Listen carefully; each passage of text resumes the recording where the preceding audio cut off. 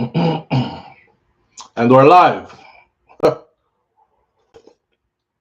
gonna have to sip my tea first. This is some mint tea, just mint, no sugar, no nothing. Morning thoughts, morning thoughts, morning thoughts for the second time this morning. Shout out to the people going out to work this morning. Shout out to the people coming in from work this morning. Extra special big up shout out to the people who work multiple jobs. I have the utmost respect for you. Shout out to my entrepreneurs, my stay-at-home moms and pops, my retirees. Shout out to the drivers. Shout out to the Uber driver, Lyft driver, truck driver, taxi driver, food delivery drivers, round town and long distance truck drivers. Shout out to the crossing guards, school teachers, law enforcement personnel, medical field personnel, military personnel. Shout out to the chefs in kitchens, secretaries in offices. Shout out to the servers and busboys and dishwashers. Shout out to the garbage man, garbage collectors, and garbage truck drivers. Shout out to the AC techs. Shout out to the engineers. Shout out to the construction workers and heavy equipment operators. Whatever your job description is, shout out to you. Shout out to every single clean-hearted, good-hearted person who wants good for others as much as you want good for yourself. You're a good person. Shout out to you. If you want good for others as much as you want good for yourself, you have to be a good person. You can fix the camera a little bit. Come, can't make this live go on so without. There you go. Bumbleclot. Wait, as soon as Mr. Bumbleclot, somebody just log off. It's all right, man. God not sin you. I'll punish you for the Bumbleclot. Here we are on this beautiful morning. Today is Wednesday. Today is the 18th of June, 2025, and we are happy to be here again, because we did there before. So if you missed the first one, go watch the first one. The second one is probably going to be a bit more festive than the first one, because we did see of them here for later. Later it gets greater. That's the name of it. Shout out to everyone that is here in the chat, says Let's Bond TV. Let's Bond TV, big up yourself. Thank you for being here. Cause a bad one, King Big say, Bumbleclot. Yeah, I promise you, if my mom was watching right now and she sees this, she's going to be one of the people that log off immediately. Oh my God. It's something else, you know. But there I sip some tea, my friend, and enjoying life, right? So, all right, we are back on the show. Number 2, Cartel Empress says 5:63 afternoon, SouFLo and everyone else on the platform all the way from England. If you noticed before, the platform was open and it was open to subscribers. So everybody that was in the chat was a subscriber, and the chat is full up with a whole heap of people whose names were in green. And then now this one is reserved for the people whose names are in green only. I didn't want everybody, I wanted them to get a taste of what the chat feel like, and then kind of something about we couldn't give away the 2 of them. Just so. King Big say, rascal. Sorry, mama. You see, I know I broke my bud. All right. So Let's Bond TV. Big up yourself. First one in the building. Great goodies is here. Miss Goldie Robinson is here. Mr. Article Dan is in the place this morning. Mr. Article Dan name always remind me of Arrow shirt and mesh marina and diamond socks and some Ben-Up Clarks and them kind of thing. Article. Mr. Article Dan. Big up yourself. Miss Goldie Robinson, thank you for being here. Great goodies, thank you for being here as well. Kai Jai Empress is in the building. Mistress 8 talks health and wellness with a twist. I gotta go look up and see what that's about. Mistress 8 talks health and well. Are those esoterics or just stars? Mistress 8, are those esoterics or stars? With a twist. With a twist. Michelle Taylor RN is in the building. Welcome to the platform, Mistress 8. All right, Michelle Taylor RN is back in the building with us. Wayne Nathan, great goodies, says, wait there, me make it for the live. All right. Mervyn Point, Jamaica Kerr in the building. Grace James is here with us as well. Let's Bond say a part 2, a part few. Because we're not to deal with the 2. Because Jamaicans stay already. I'm going to the bathroom. What are you going in there to do? Are you going to pee or are you going to do a number 2? So everything for us, number 2 is associated with doodoo. So the man them not say number 2. Them say 1, few, 3, 4, 5, everything them skip to. All right. If you remember, when Vybz Kartel and Mavado was at war, that was a part of the diss from Mavado to Vybz Kartel when he said Vybz Kartel in a number 2 cell. And it caught on because a lot of people took it and started saying Kartel turned Batman a prison. And that Mavado did I try tell we. Remember, I know at this time. So, you know, it's kind of like rap battles where people say some very disrespectful stuff about each other. We're going to get into some things this morning. Great Goodies is in the building. Senior Sexy is with us. Patricia Jackson is in the building with us this morning. S Diva is here. Kaitai Jai Empress says we are back for show number few. Hey, all right. Let's get into this. If I didn't call your name, Lulu Ridges and Black Eagle, big up yourself. Thank you for being here this morning. That looks like a B and not a 8. Let me go back and look again. Just for that reason. I wonder if my eyesight a go in the morning, yeah, cause sometimes when me not put on my glasses and put in my eye drops, me can't see, you know. Is a bit rotted. Thank you, Mrs. B. Mrs. 8. Me say me eyesight a left me, you know. Me have to go put on my glasses. Yes, it's B. Mrs. B. All right, so Mrs. B, big up yourself. I got it corrected. Thank you, Katai Jai Empress. Yes, it's me I go. As we get older, you know, things lose their elasticity and their muscles. The eyeball look like one of them. Donna Davis, thank you for being back. All right, but don't sip tea. Here's what we got on the table right now. Mavado and Vybz Kartel have reunited, because a long time ago they did unite already. So we could use the word reunited, but it has been so long that we will say Mavado and Vybz Kartel have united. Them link up, are the better way to say it.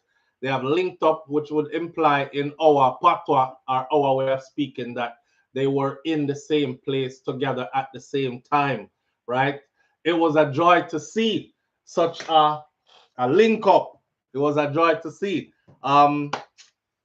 This I told y'all, man, dancehall music is on a high right now. Dancehall music is going through something right now that we haven't experienced in quite some time. You know, it's like everybody blew up now.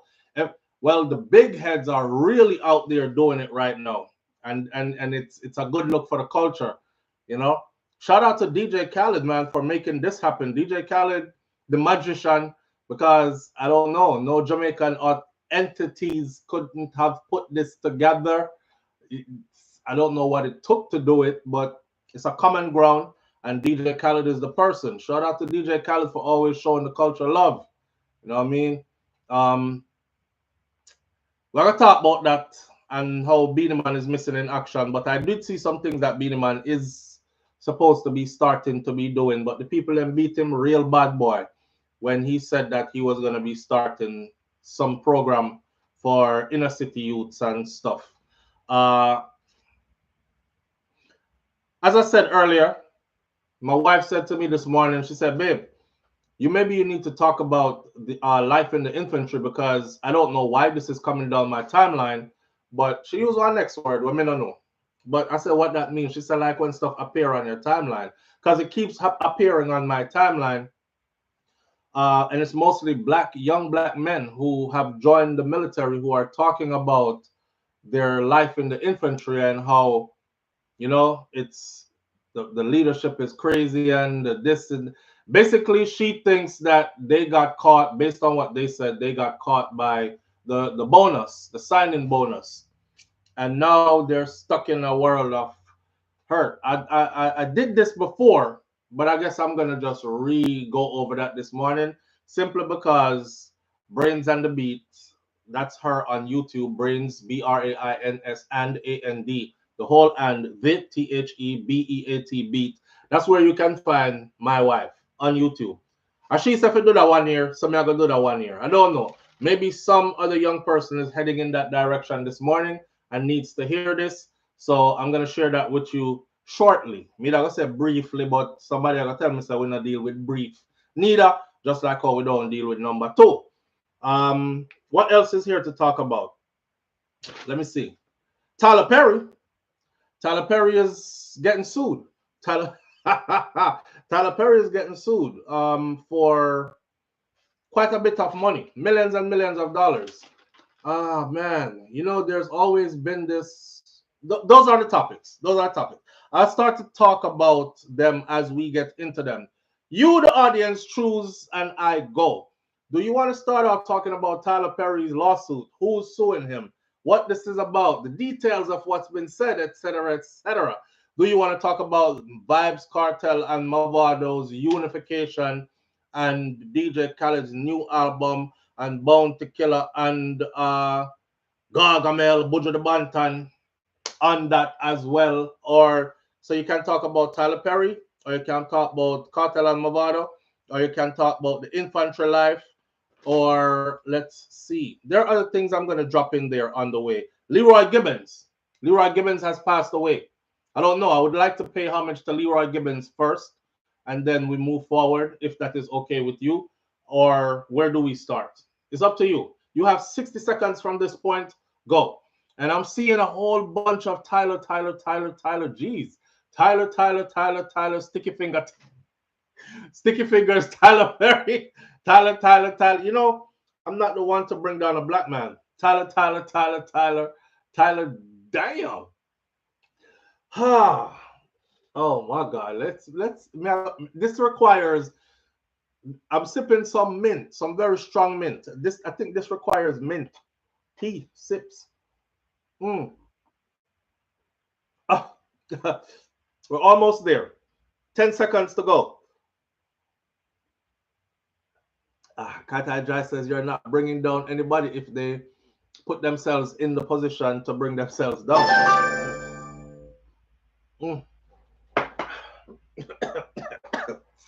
Let's get into Tyler Perry's affairs.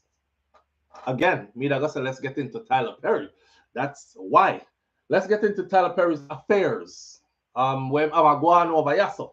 So let me pull up this.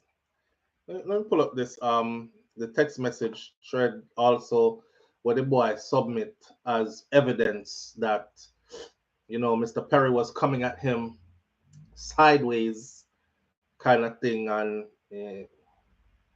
I did save it for sure.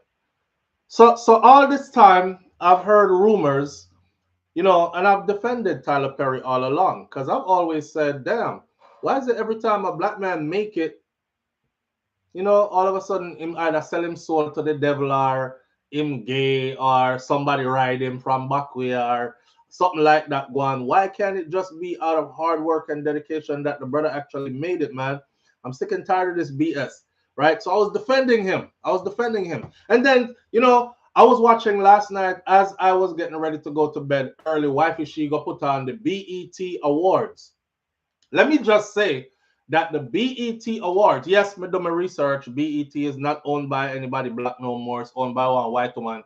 However, and that might explain why some content is there. However, last night watching the BET Awards was well presented.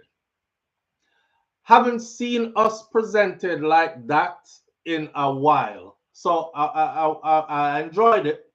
I enjoyed that. And couldn't watch all of it because the 2 hour drop asleep because we have to wake up early in the morning. So, but now I'll finish watch it tonight.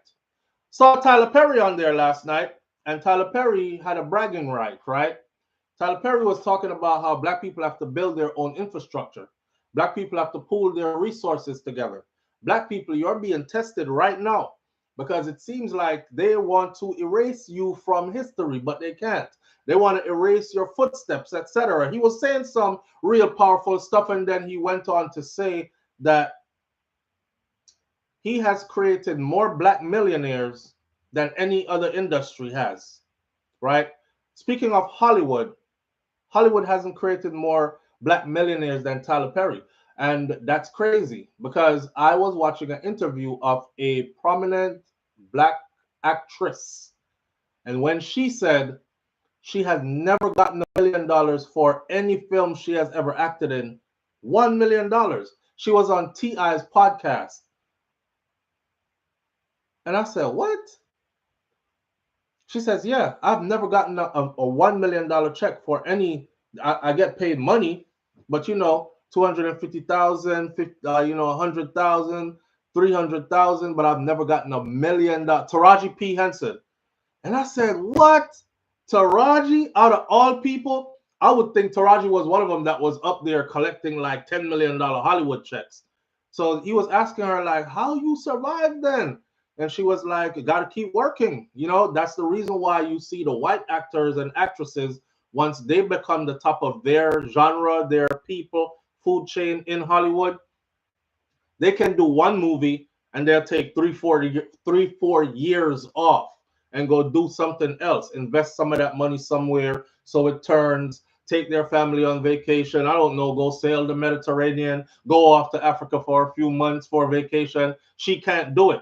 And she said, if you look at all the other black actresses and actors, they can't do it either. So while you're praising us saying that we make so many films, the truth is, a dark underlying truth is, we don't get paid enough from one film to sustain us. So we have to do a whole bunch of different films to get that money. And I said, that is so sad. So here comes Tyler Perry. And Tyler Perry said, I might not be able to pay you what Hollywood would pay you a $20 million check for a film, which they never did to any of them, right?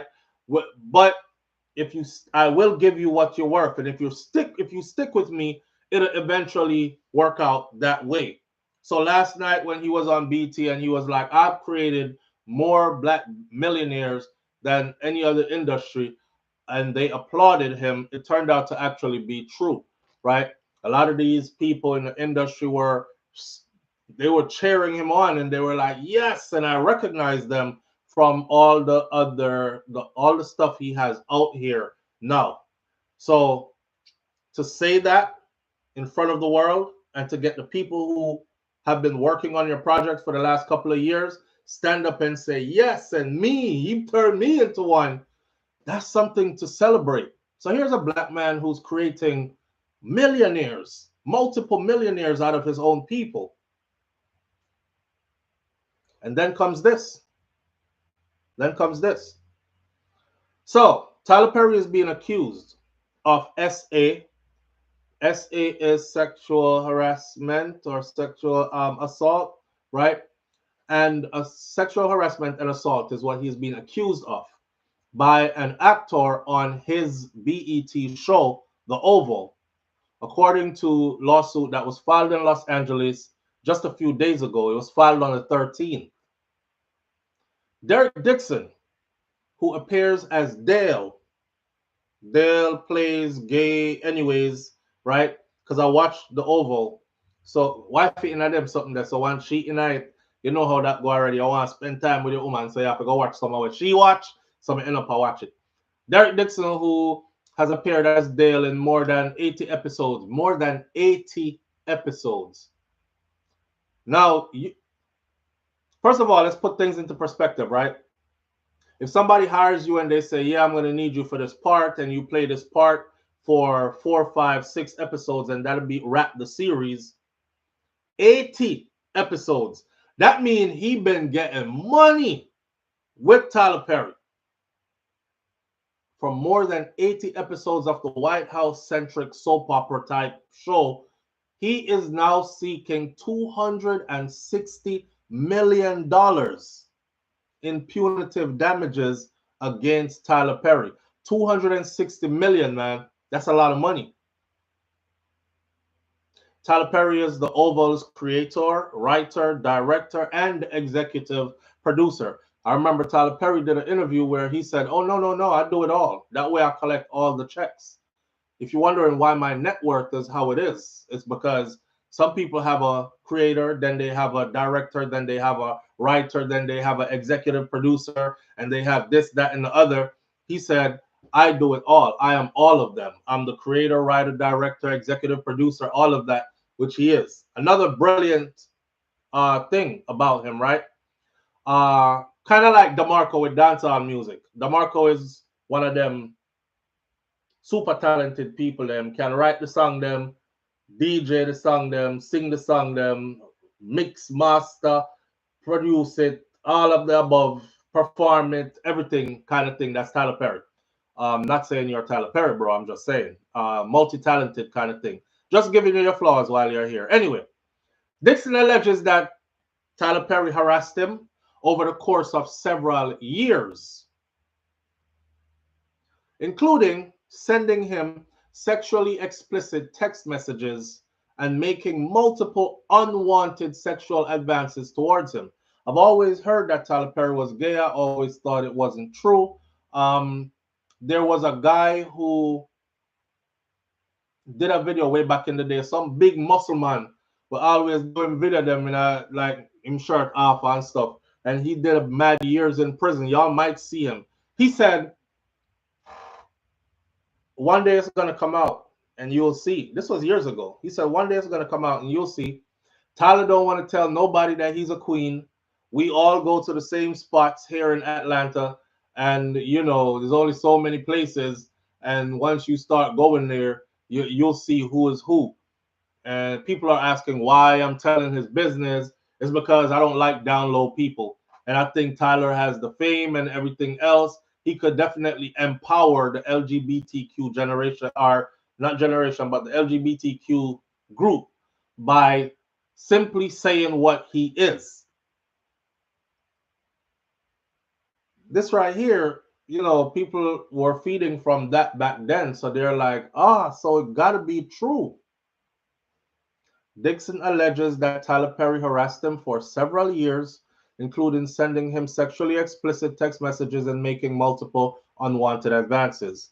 This is an individual who got close to Tyler Perry for what now appears to be nothing but more than setting up a scam, is what Tyler Perry's attorney, Matthew Boyd, said. But Tyler will not be shaken down, and we are confident that these fabricated claims of harassment will fail. According to Dixon, the harassment began shortly after he met Tyler Perry while he was working for an event company that organized a party for one of Tyler Perry's projects back in 2019. So he was there to set up party stuff and do all that. This meeting led to Dixon appearing in several episodes of the Oval spin-off Ruthless before having his character transferred over to the flagship series of the Oval. Now, in this lawsuit, Dixon recalls staying at Tyler Perry's mansion in 2020. And according to documents, Dixon was so inebriated to drive home. He just couldn't drive. Inebriated would entail he was at Tyler's house getting drunk, right? And then he couldn't drive home. So Tyler Perry offered to let him stay in a guest room in the mansion. Tyler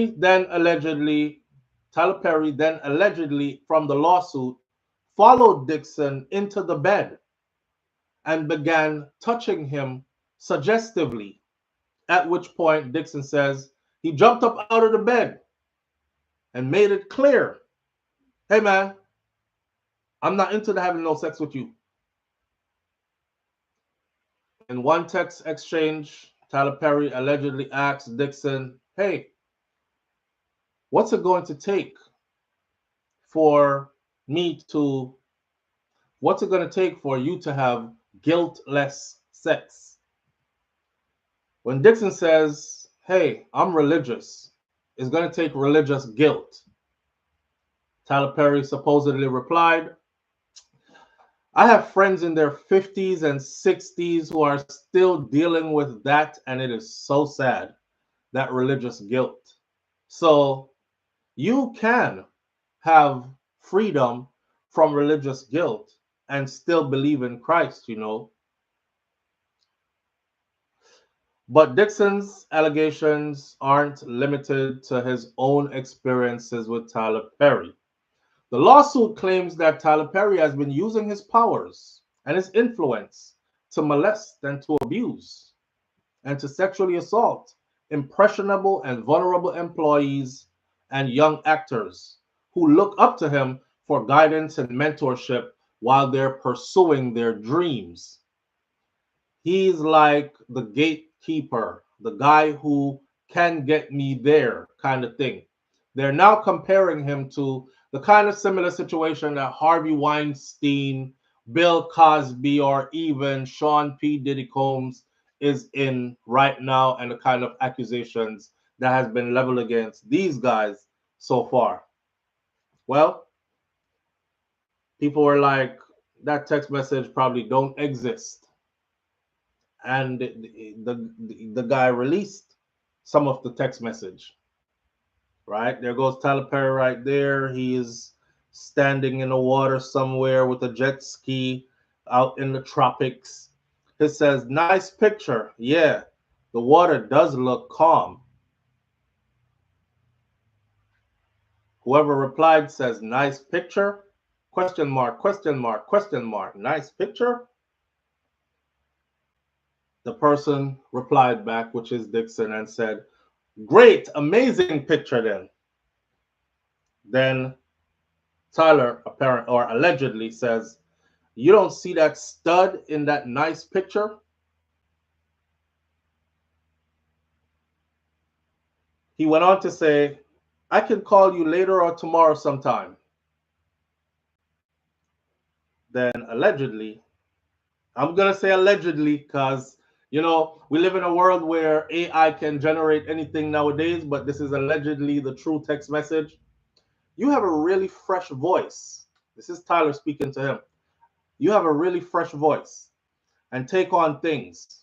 I don't know where this is going, but I laughed the entire time. I could see the world and the characters. My exclusivity ends in 30 days, and I want to take losing it out to Amazon, Netflix after that and gauge their interest.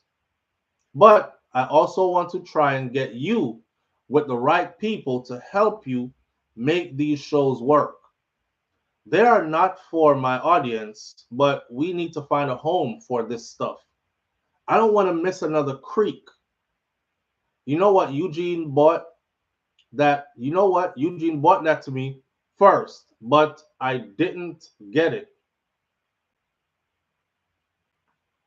They went on to say some other things about Amon gets here tomorrow, so he's got my full attention. Went on to say, but I swear to you, I know how to fix this. I love killing a mother effort in a show that no one expects. You could be sipping Mai Tai, counting coconuts right now, is the reply. Eugene gets here tomorrow, so he's got my full attention. My exclusivity ends in 30 days. In other words, it looks like this is what he's saying. Like, he would threaten to kill my character off on the show, and if I didn't give up the booty or get him what he is asking for. And the picture he sent, he's in a tropics somewhere on a pretty beach with a jet ski. And he says, but this is Tyler allegedly, but I swear to you, I know how to fix this. I know how to fix this shit. I love killing a motherfucker in a show that no one expects.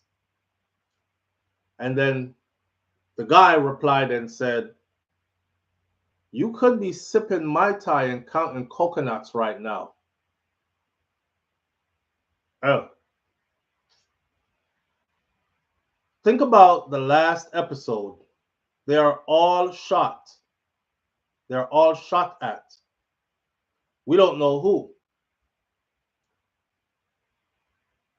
He replied, exactly. I'm scared. They should be too. They should be too. Tyler allegedly. Nope, they're not. The guy says, last time I checked, we all got the same bullets in us. Okay. right? And we just had a heaping dose of it, and now it's back to nothing. It's really weird. Here goes alleged Tyler. I didn't have any contact. What are you talking about? The guy said, I didn't have any contact. What are you talking about? I haven't been touched in months. Reply. Oh, you mean touching? I thought you meant being around people. This is Tyler saying, I didn't have any contact. You read the code talk. We all got the same bullet in us. Tyler says, I didn't have any contact. What are you talking about? I haven't been touched in months. And the guy said, oh, you mean touching? I thought you meant being around people. Jacob, the next answer is, and then he said, I love that you only say that when I'm being stupid. LOL. I guess the Jacob dumbass version of me. To Tyler Perry. You know what I cook? Derek? Spaghetti, he answered. Cake? You? Tyler's reply, alleged Tyler reply, I'm so drunk, talking shit.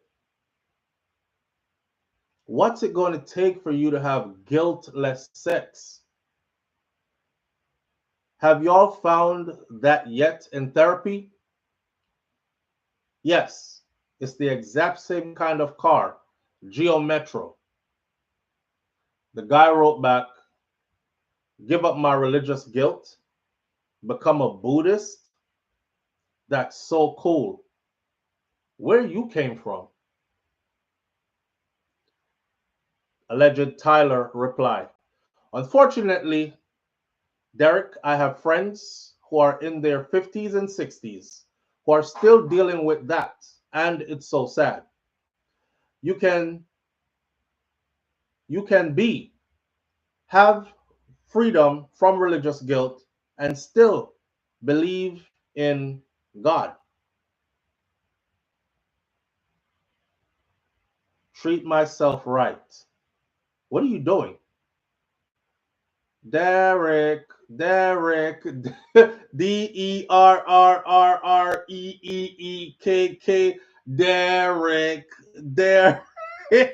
Derek, what are you doing? Derek replies, just talking to my sister. Tyler allegedly texts back, eye roll. Fine. Good night. I'll go through the 600 people in my phone book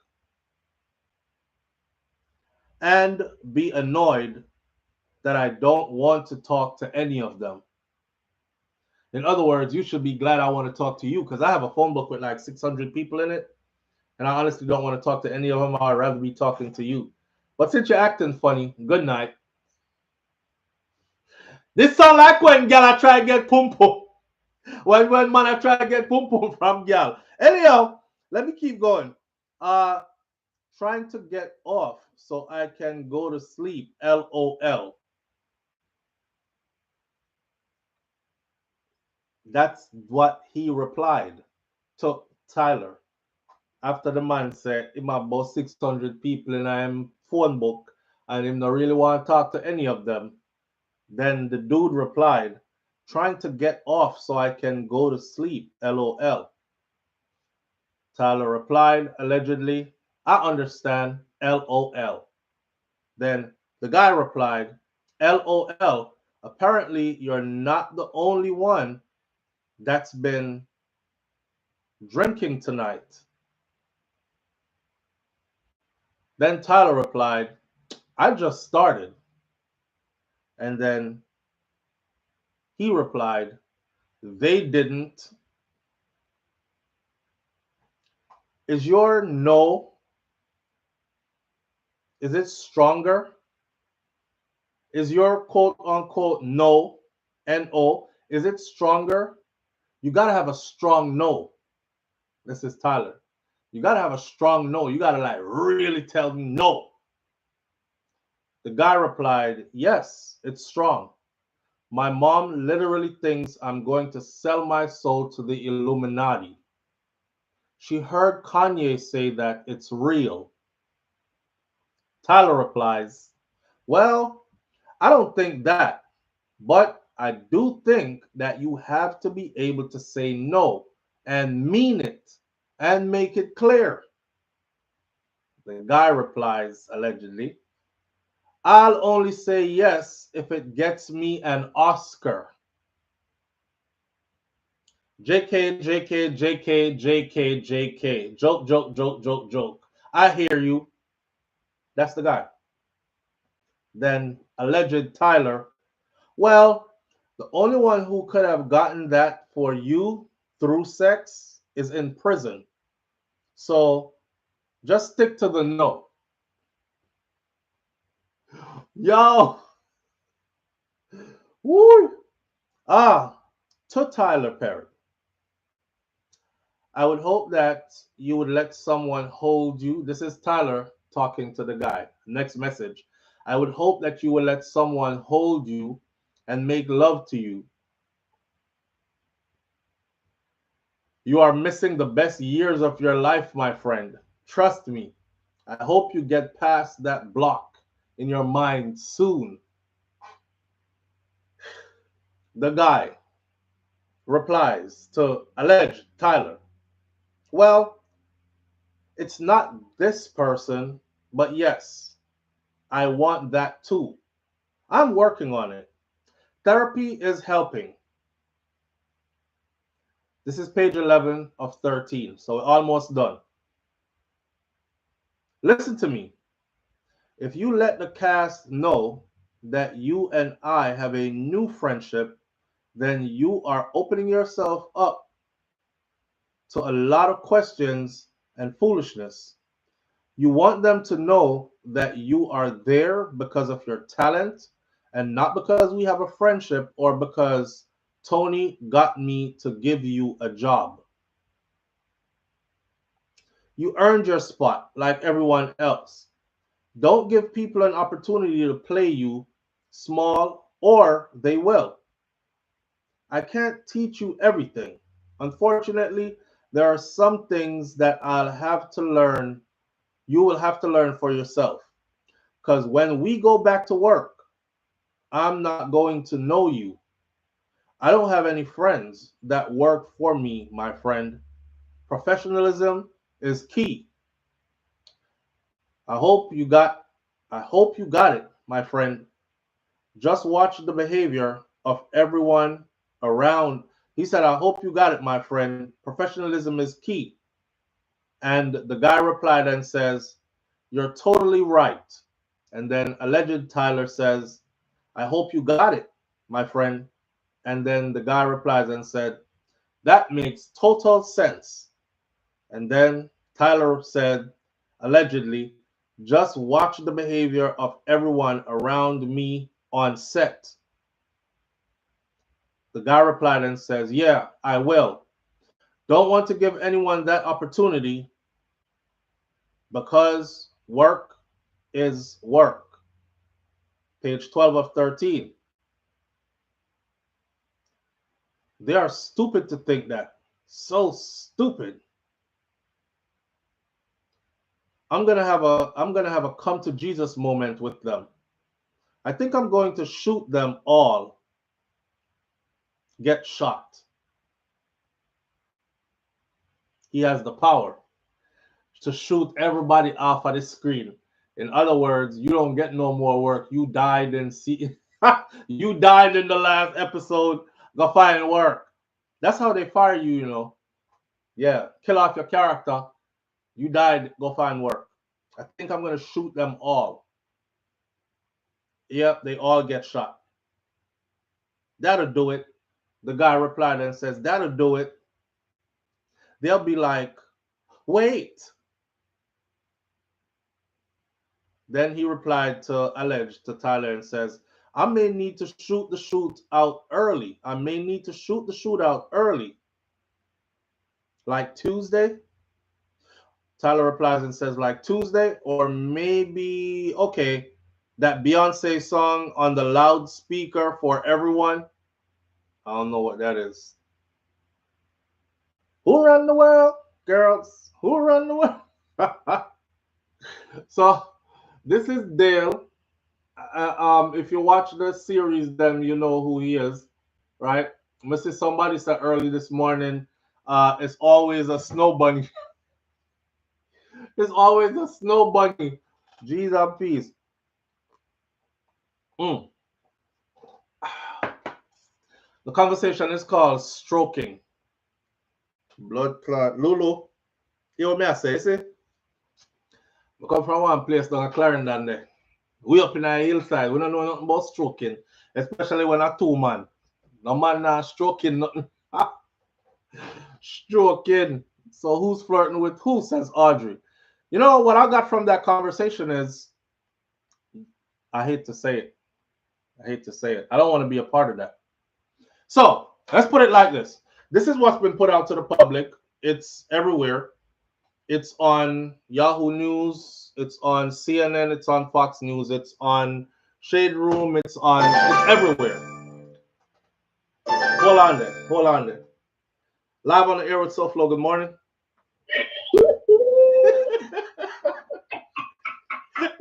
Yo, you're not easy. You know?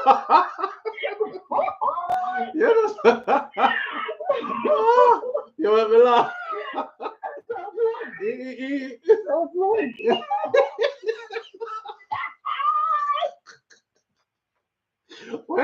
Where's that going?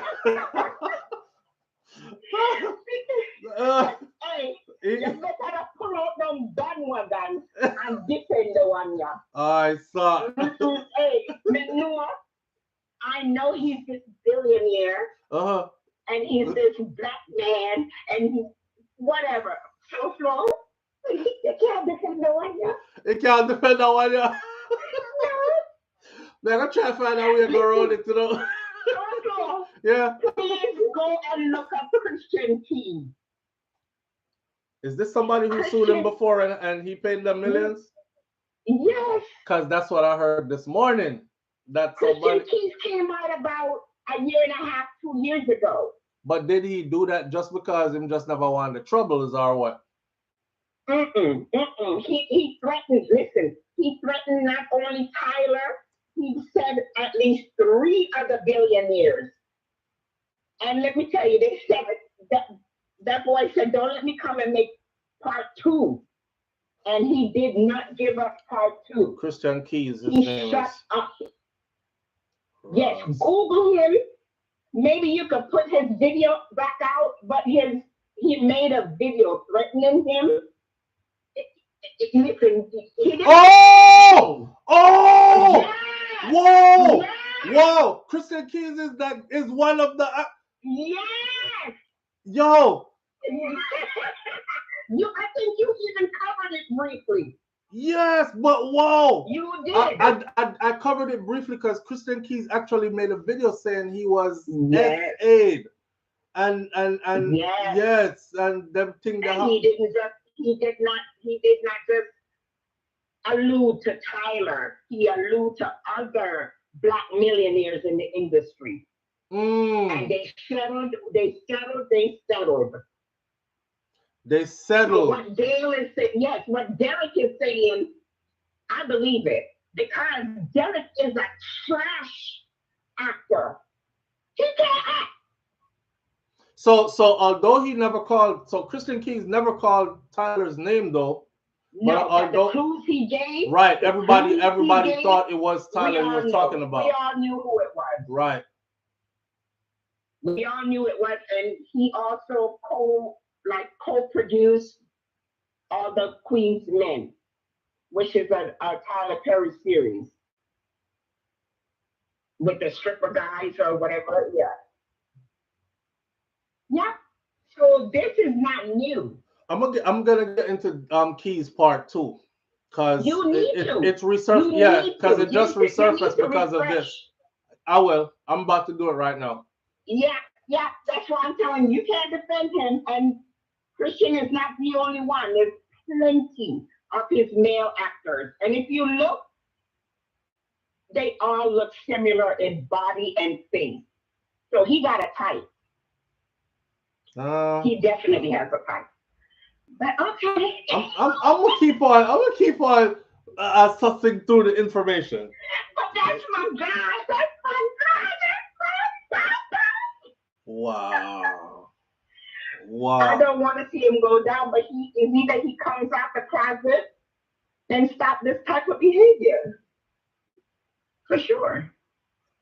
He has a child with I think she's an Ethiopian.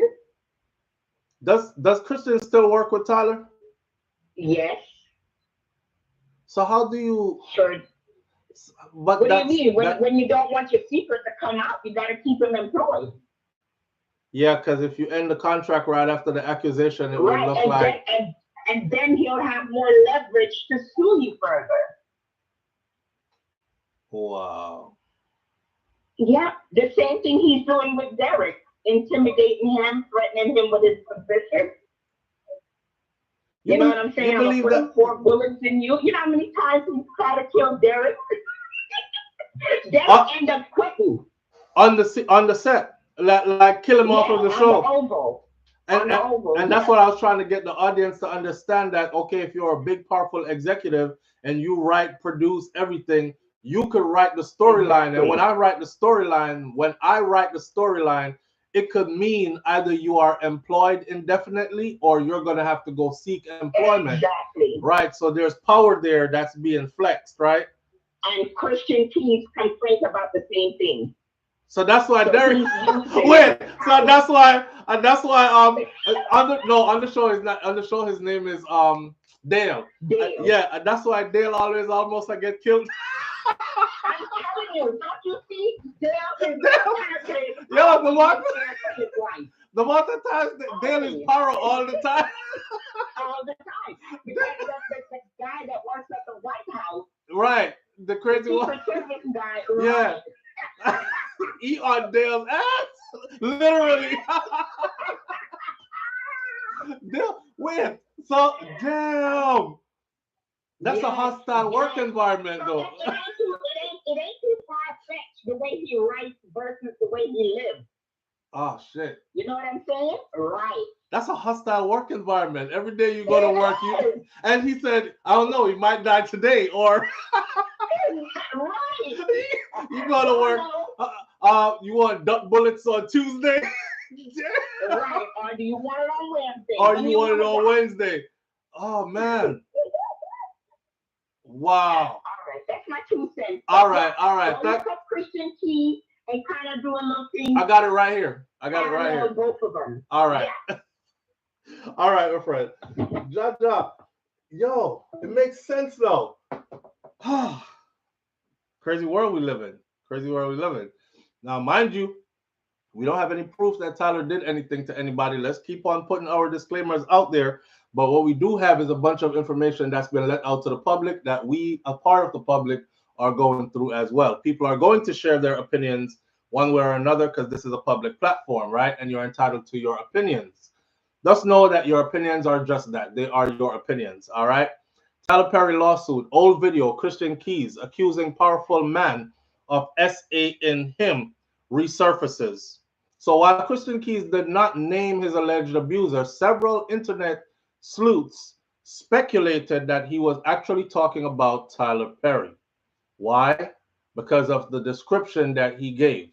Tyler Perry is making headlines after being accused of SA in the workplace and workplace gender violence, and SA in a lawsuit by actor Derek Dixon, who is seeking at least $260 million in damages. However, this is not the first time that Tyler Perry has come under fire.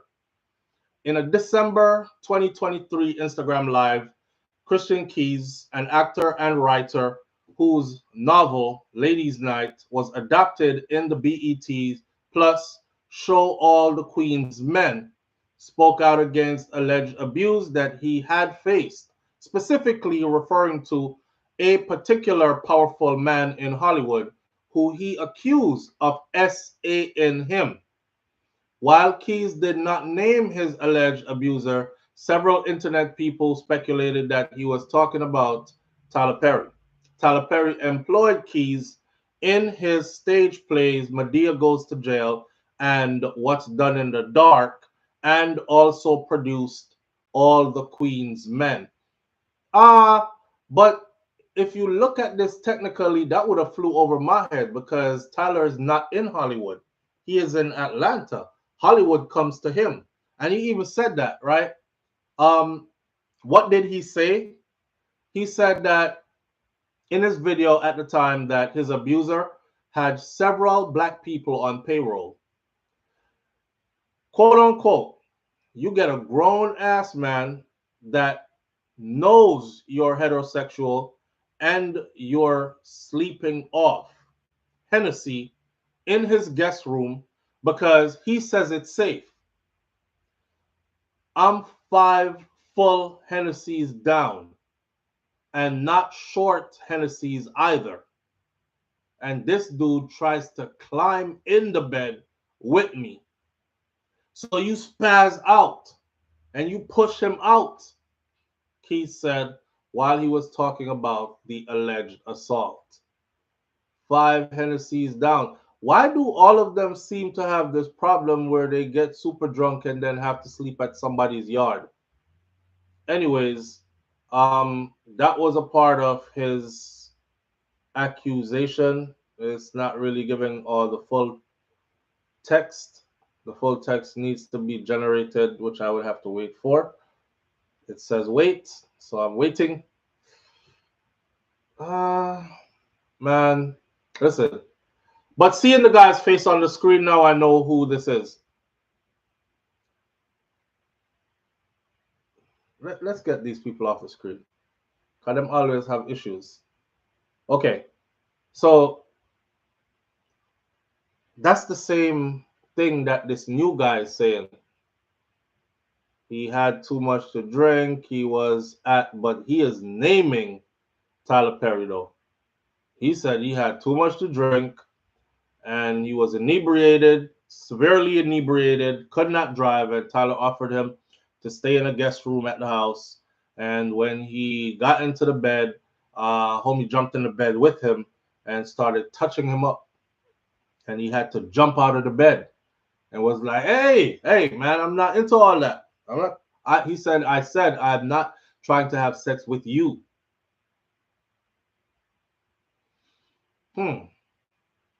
Boy. Okay, so outside of Tyler Perry, right? This right here, I'm not talking about Tyler Perry, this right here. I'm just asking a general question. So you're a man with power, right?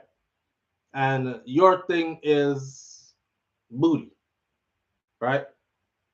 Don't shy away. We live in that society. Let's have this. Let's air this out. Your thing is booty. You're a man with power, right?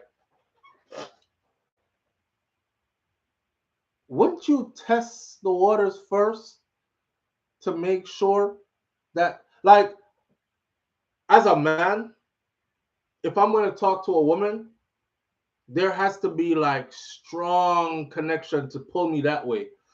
It's not that I don't like rejection. It's that if the connection ain't strong enough to where it's undeniable, I'm not going over there. I'm not trying nothing, especially to any kind of reach out and touch. Anyway, physical, anything. So I'm thinking in their world, in the Hollywood world, these executives, because many of them have been accused of this type of stuff, right? So these executives in the Hollywood world, you know this guy is heterosexual, or you are guessing. I'm starting to think maybe because they've been able to do that to so many, they think that I'm pretty much able to do this to all of them. Or is there a thrill that comes with it where you're like, this guy got a family, he got kids, he got his wife. I put him in the movie, and I got him written for another 60 parts.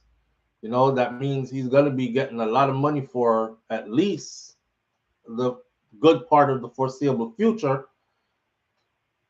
I know he wants to feed his family and stuff. I wonder if I could play on that and see if some of them would do something strange for a little bit of change. You know, something where they look at me like the big gatekeeper. So if I give it up to him, he might have my secret. I have a secret for him that he's gay. He has a secret for me that I gave it up to him.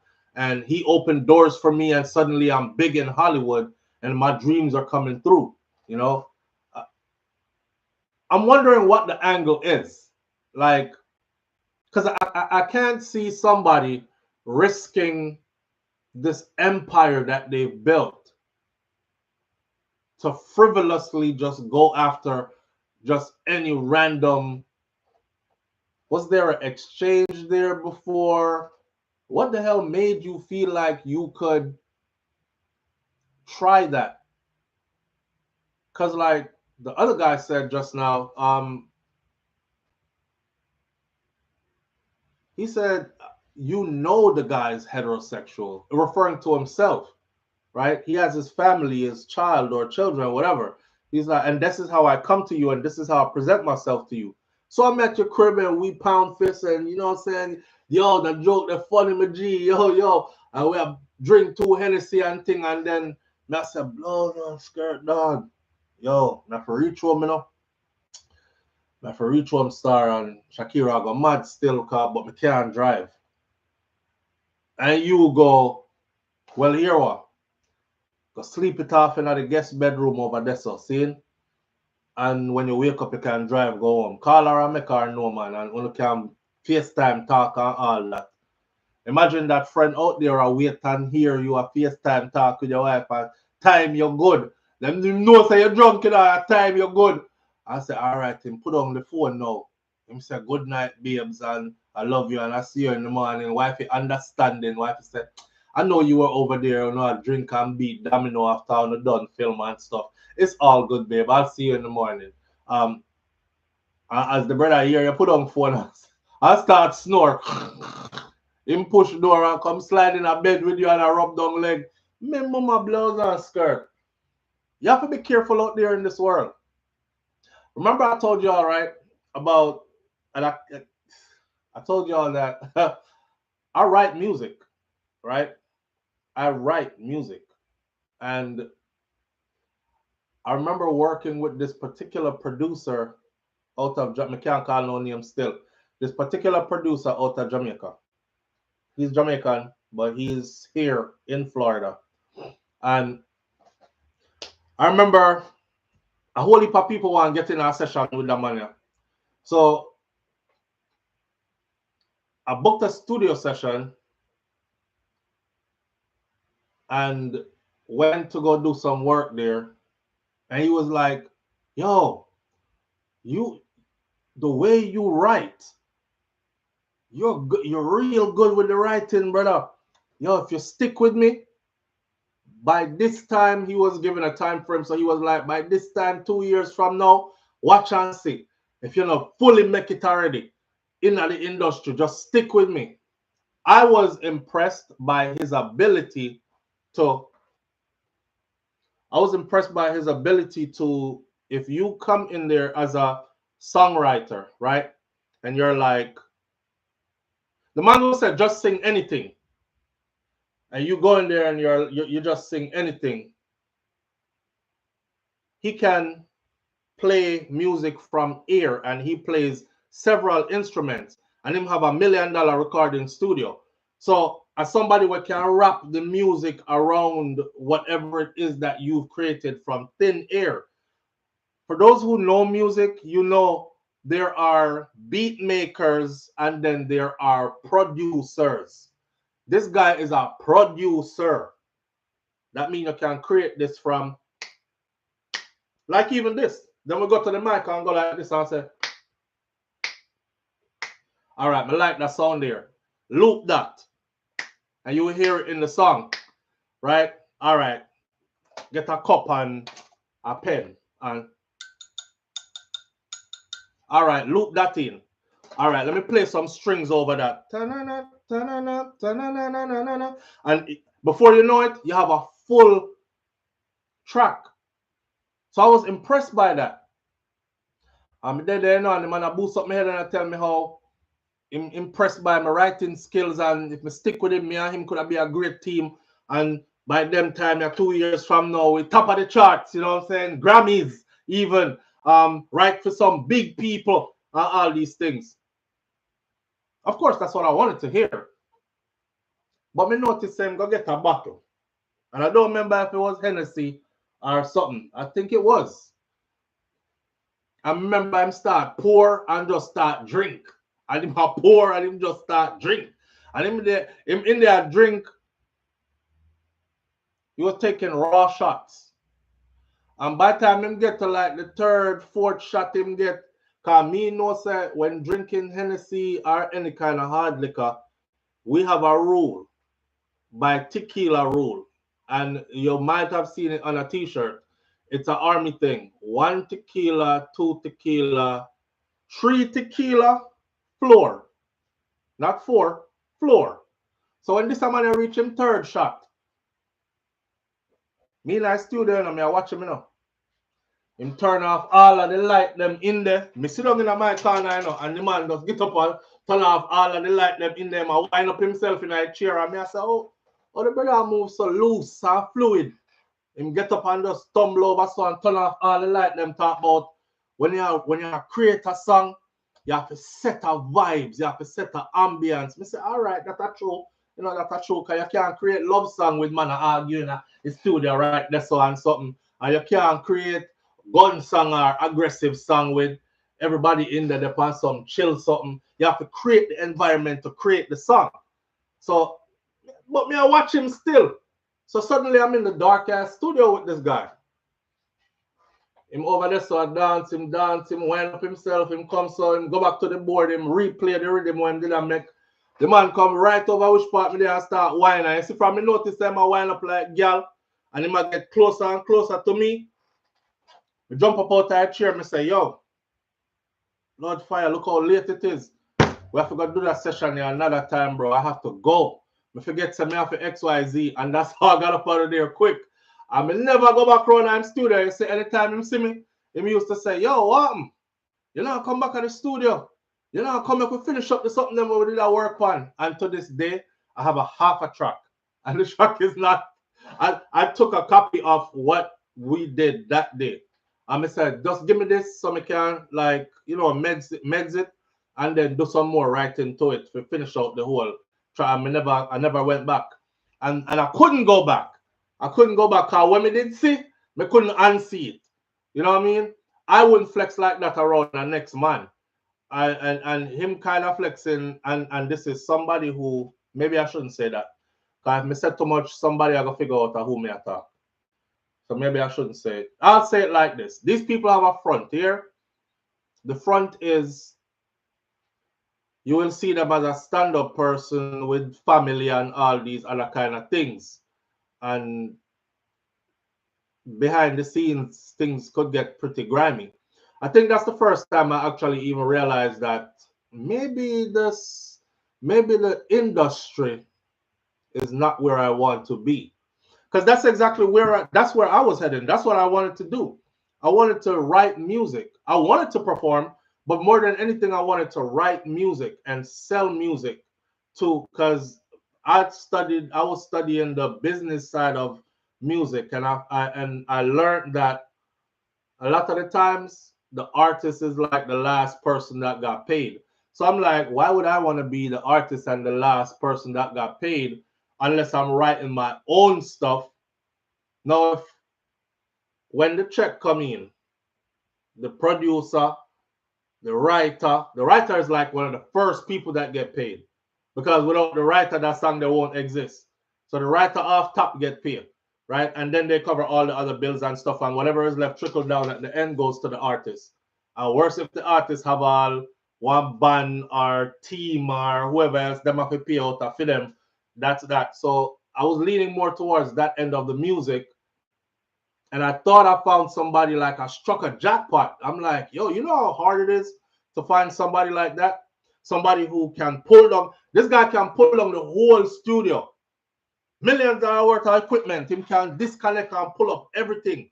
Put in new stuff, reconnect everything, fix up everything. If anything goes wrong in there, he can troubleshoot and know what it is and fix that, and session still go on. He plays several instruments, and everything he creates is a sound you never heard before. So it's not like somebody can say, I'm suing you because you took my beat and I made that beat right there. You watch the man here created from scratch, from out of thin air. He played in the piano sounds you're hearing in it. I him blow the horn where you're hearing it. That sound you hear there, the spoon, when did I use, not the cup. That next sound there, the tick, him did I do this with him finger. You know what I mean? I was so impressed by that. But it gets to the point now where this is where you have to decide. This is where you have to decide. How far are you willing to go to see your dreams come through? I said to myself, say, yeah, that's not in me. That's not in me. That's not even a consideration. After he did that weird ass behavior and I left, I had a word with myself because I was saying to myself, damn, imagine how many young artists end up in the company of these gatekeepers and feel like say that them have to do in order to further them thing. Then imagine how many do it and don't make it. I know you have this on your mind. And then imagine those how many who did do it and that's what they did in order to get ahead. I mean, I say, you know what? I know my thing this. If I saw me have to make that, me definitely I gotta find a next way for surviving a life. So if you go back to even Cargo's old video when Cargo did a talk about me, you will hear Cargo say stuff like, people like SouFLo and them people that are artists, them, you know. Them people like Cargo has an old video where he said when him did talk about me dancing in a strip club in Miami and stuff before Mr. Vegas did it. He was like an artist, them, you know. I feel them just fail at this. It wasn't fail at it. It was realizing certain things in the industry and making up my mind to go a next way because I've been had kids. So my children, them have to get taken care of. And some people, they will pour their all into whatever their craft is. Heart, soul, and body hole to make it in that craft, telling themselves that this is what they have to go through. And when they make it, it's going to be so great. Me? Listen to me. I come from Clarendon, Jamaica, way up in the hills, farming district. Me no have no shame to go back go farm some food and raise chicken and hog and them something that before me ever put myself in a position where man can wind up on me just so me can get into a certain circle or have certain things in a life. So it just wasn't in me. It just wasn't in me.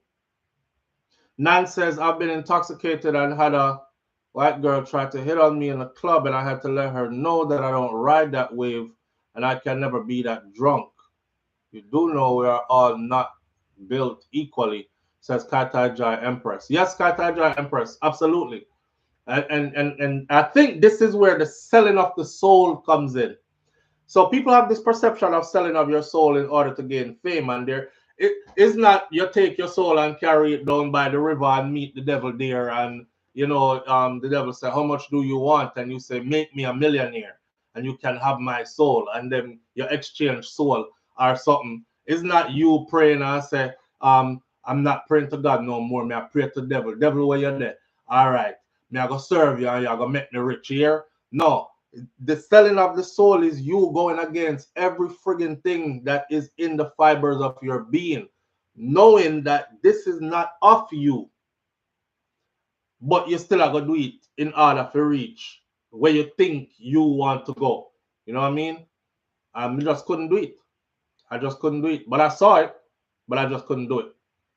Where you say a lot of people put them head on the block and swear for other people behavior. Boy, I mean, I swear for nobody, you know.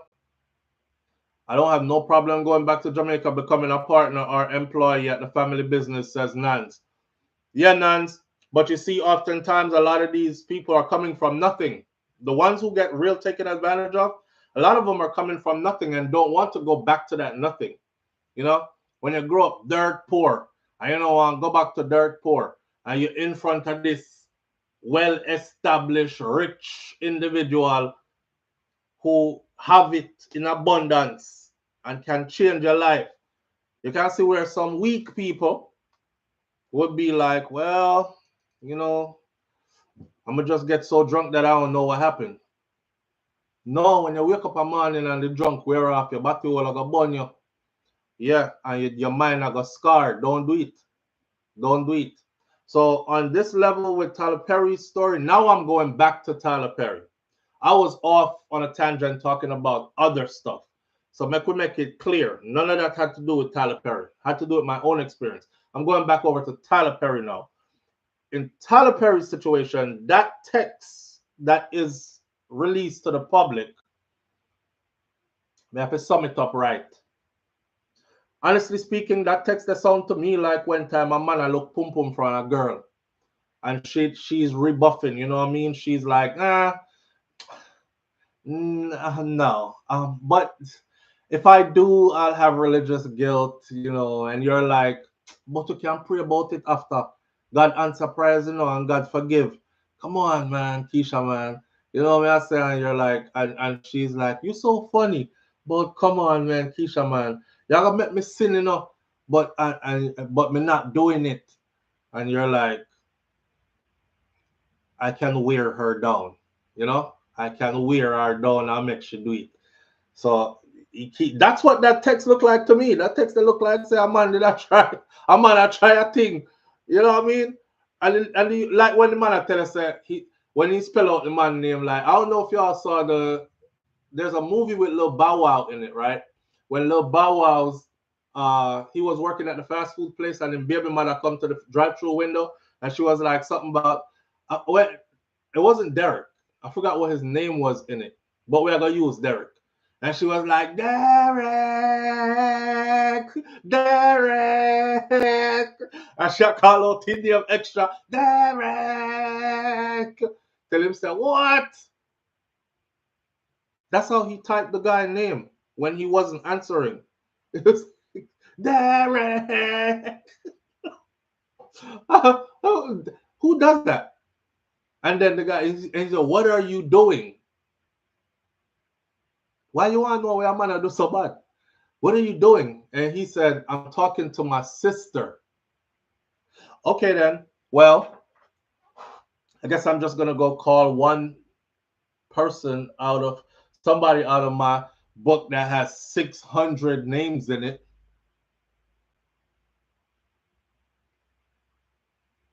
I don't know, that kind of Brian. Yes, Byron. Byron. These niggas said Derek. In text, DERRRKK. Yo, no man, no communicate. So I see people making excuses or people saying, I see nothing wrong with this text. All I see is Tyler trying to talk to him like you would talk to a friend. You know, like you got to get out of your shell. You got to get you some help. Get some therapy, you know, and hopefully love will find you and XYZ. Nah, I know that missy. And I'm going to be true honest. If that text is real, then that's not what that text was saying. That text was a man who did I look back from the next man. That's what that text was. And hey, if that's what floats your boat, that's what floats your boat. I have no problems with it. That's your life. However, 260 million though? For what? 260 million. I think he would say the 260 million is because I seen somebody else wrote this morning, 260 million because he touched your leg. That's an expensive ass leg, an expensive ass touch. What? I think the 260 million pain and suffering, great goodies. Could be that.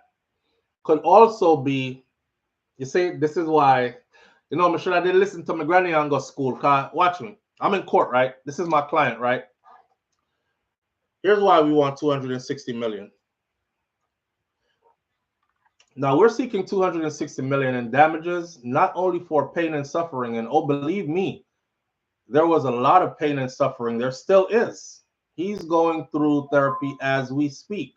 But on the other side, my client will never be employed again in the entertainment industry. Let's not act like we don't know who Mr. Perry is. He knows a lot of people, and he can pull a lot of strings to blackmail. All he has to do is say, don't hire him, and he will never work again. You know what I say? That could be it too.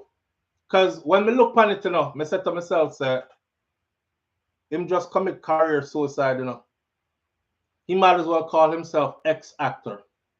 He just committed career suicide. You were just in his latest stuff he put out. You filed that lawsuit 3 days ago, or today's the 18th, 5 days ago now. Just recently. Your career is done. We knew nothing of you before.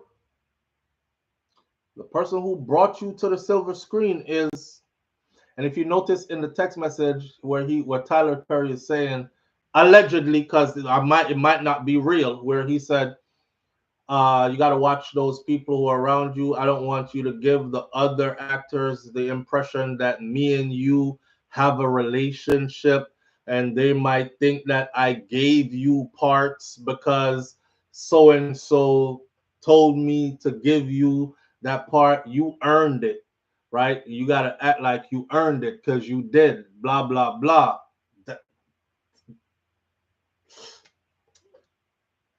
That kind of, that was coming off to me like this.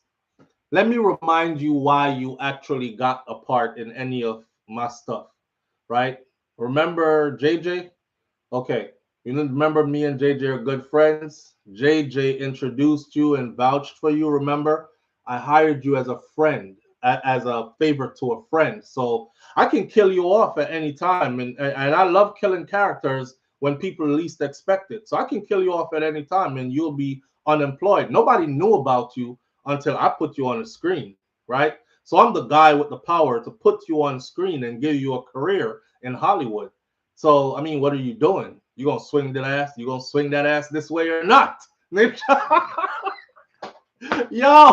I don't know, man. I'm hoping that those text messages are fabricated, because it's 2025 and we've seen it. We've seen what AI can do. So I hope, are you gonna swing that ass this way or not? The man squeeze up in body and run gone. No, Mr. Big Black Man, I will not. I'm going. Get off me. I'm going to file a lawsuit.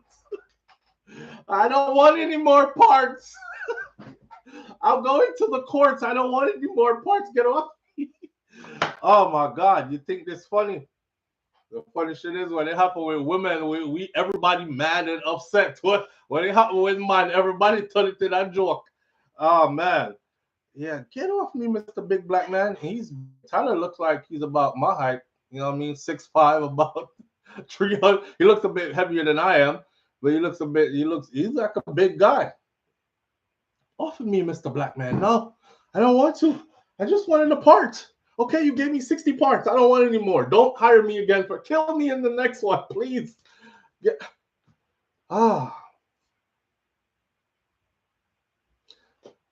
This is friggin' embarrassing if it's true.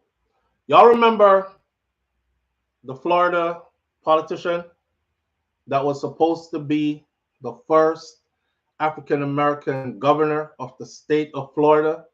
Y'all remember him? And remember, lose my number, please. Andre, run it out the door with your bati in your hand. Lose my number, please. Don't hire me again. Erase me from everything. No. Yo.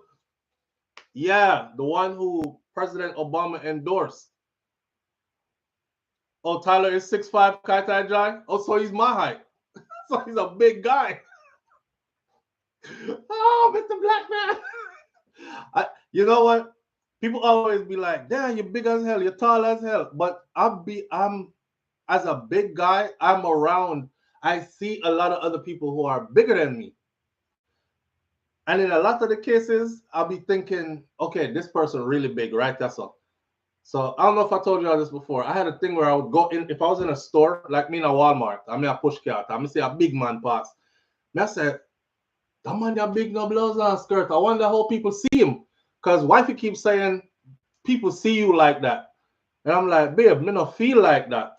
You know, if I'm going through the aisles in the store, I had one time I had this white lady come around the corner, one little white lady, and she goes, my, you're a big one, aren't you? She's like, you're a big one, aren't you? How tall are you? And I said 6'5", and she says, Jesus Christ. Oh, and then she just keep going. So I'm like, I'm not that big. Because the guy would play basketball, I live close to a university here. And when they let out their basketball players and they go local and go shopping and stuff, them guys look like they got to be like 6'11", 7 feet tall. Because I see them in the grocery store and me look like dung yasa to them. So I'm not thinking I'm like big, right? But I mean, how many times do regular people see those guys who are 6'11", 7 feet tall? See, they mostly see guys like on my height as tall guys. Anyway, neither here nor there. Grand Rising, SouFLo, and everyone. I haven't been here for a while, and it's been so busy working with my job. Empress Stephanie. Empress Stephanie, anytime you could stop in, my friend, is always good. All right. We know how the life go already. Some things take precedence. The bills are to be paid, and people trying to make good of themselves. So we know how that go already. Hold it down. Hold it down, my friend. Doing what you got to do. Yeah, but I realize that I'm intimidating in the presence of. But can't tell you how many times, some people like they say stuff to me, and then when we see them in person, I just stare, and I'm staring because you said some crazy stuff. I don't know if y'all really gonna do me something or not. But when we stare, the stare turned into like, or start talk nice and laugh, and even wife would be like, yeah, it happens every time. Ask wife and she be like, it happens every time, just like I expected. So I could imagine how I was gonna tell you all a military story, but I could imagine how, because I was the biggest guy in my unit, I could imagine how this guy he's like 5 feet something. I could imagine how he is in front of Tyler Perry, and he's like, no, Mr. Black Man. I said no. I don't want to. I don't. Stop. Especially the part where he was saying, so is your no a strong no?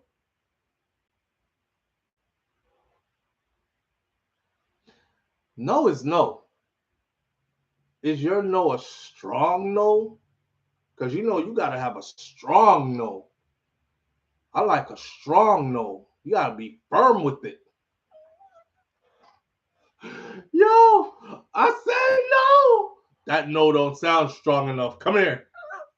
I said no. No.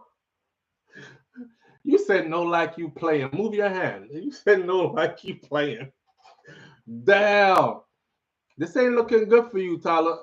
That no not strong. That no is as weak as your arms. Move your little hand out the way. Come here. Tyler, it ain't looking good for you, bro. It's not. I think you might need to do some PR right now. AI was used in generating that. That is not me. I absolutely do not behave like that. Something like along those lines. That was completely fabricated. Say something. Say something. But right now, everybody is running with that text, and it don't look good for you. You just. he just got flung out the closet. That's what just happened right there. All the years where everybody was saying Tyler Perry is gay, and a lot of people are like, so what? And who cares? We like his work and what he is doing for his people in the black community and his own life. That's that. But when they start talking about Booty Bandit on the low, that's a whole different avenue. You know what I mean? You gay, you gay. Nobody cares. It's 2025. But when you start like going after people who are telling you no, and you're like, your no ain't strong enough. I need a strong no. Is your no strong? You got to be strong with your no's. Oh man, that sounds super predatory. It does. It does. I was hacked. I don't know who he was talking to, but somebody got into my device and started sending him those messages. And the last part I'm going to say is this. All I'm going to say is this. Tyler has a son. You know, me and Wifey was talking about this last night. Like, that's embarrassing as hell. Lucky them, lucky them on a Jamaican. I just saw that we grew up in a Jamaican youth, because Jamaican picking them wicked to the 10th degree. You hear? So imagine your daddy get caught up in anybody accusation. Children, period, are like to the 10th degree with it. That's embarrassing. And if I'm calculating right, his son is old enough to understand what's going on. Yeah, let me see something. He's old enough to understand what's going on, and he's probably in an environment where he will hear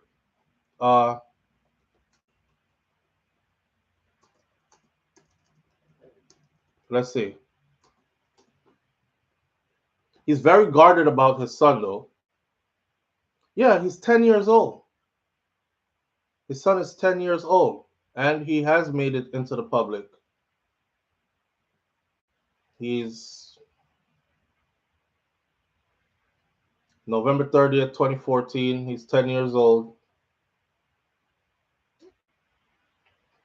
My daughter is 11,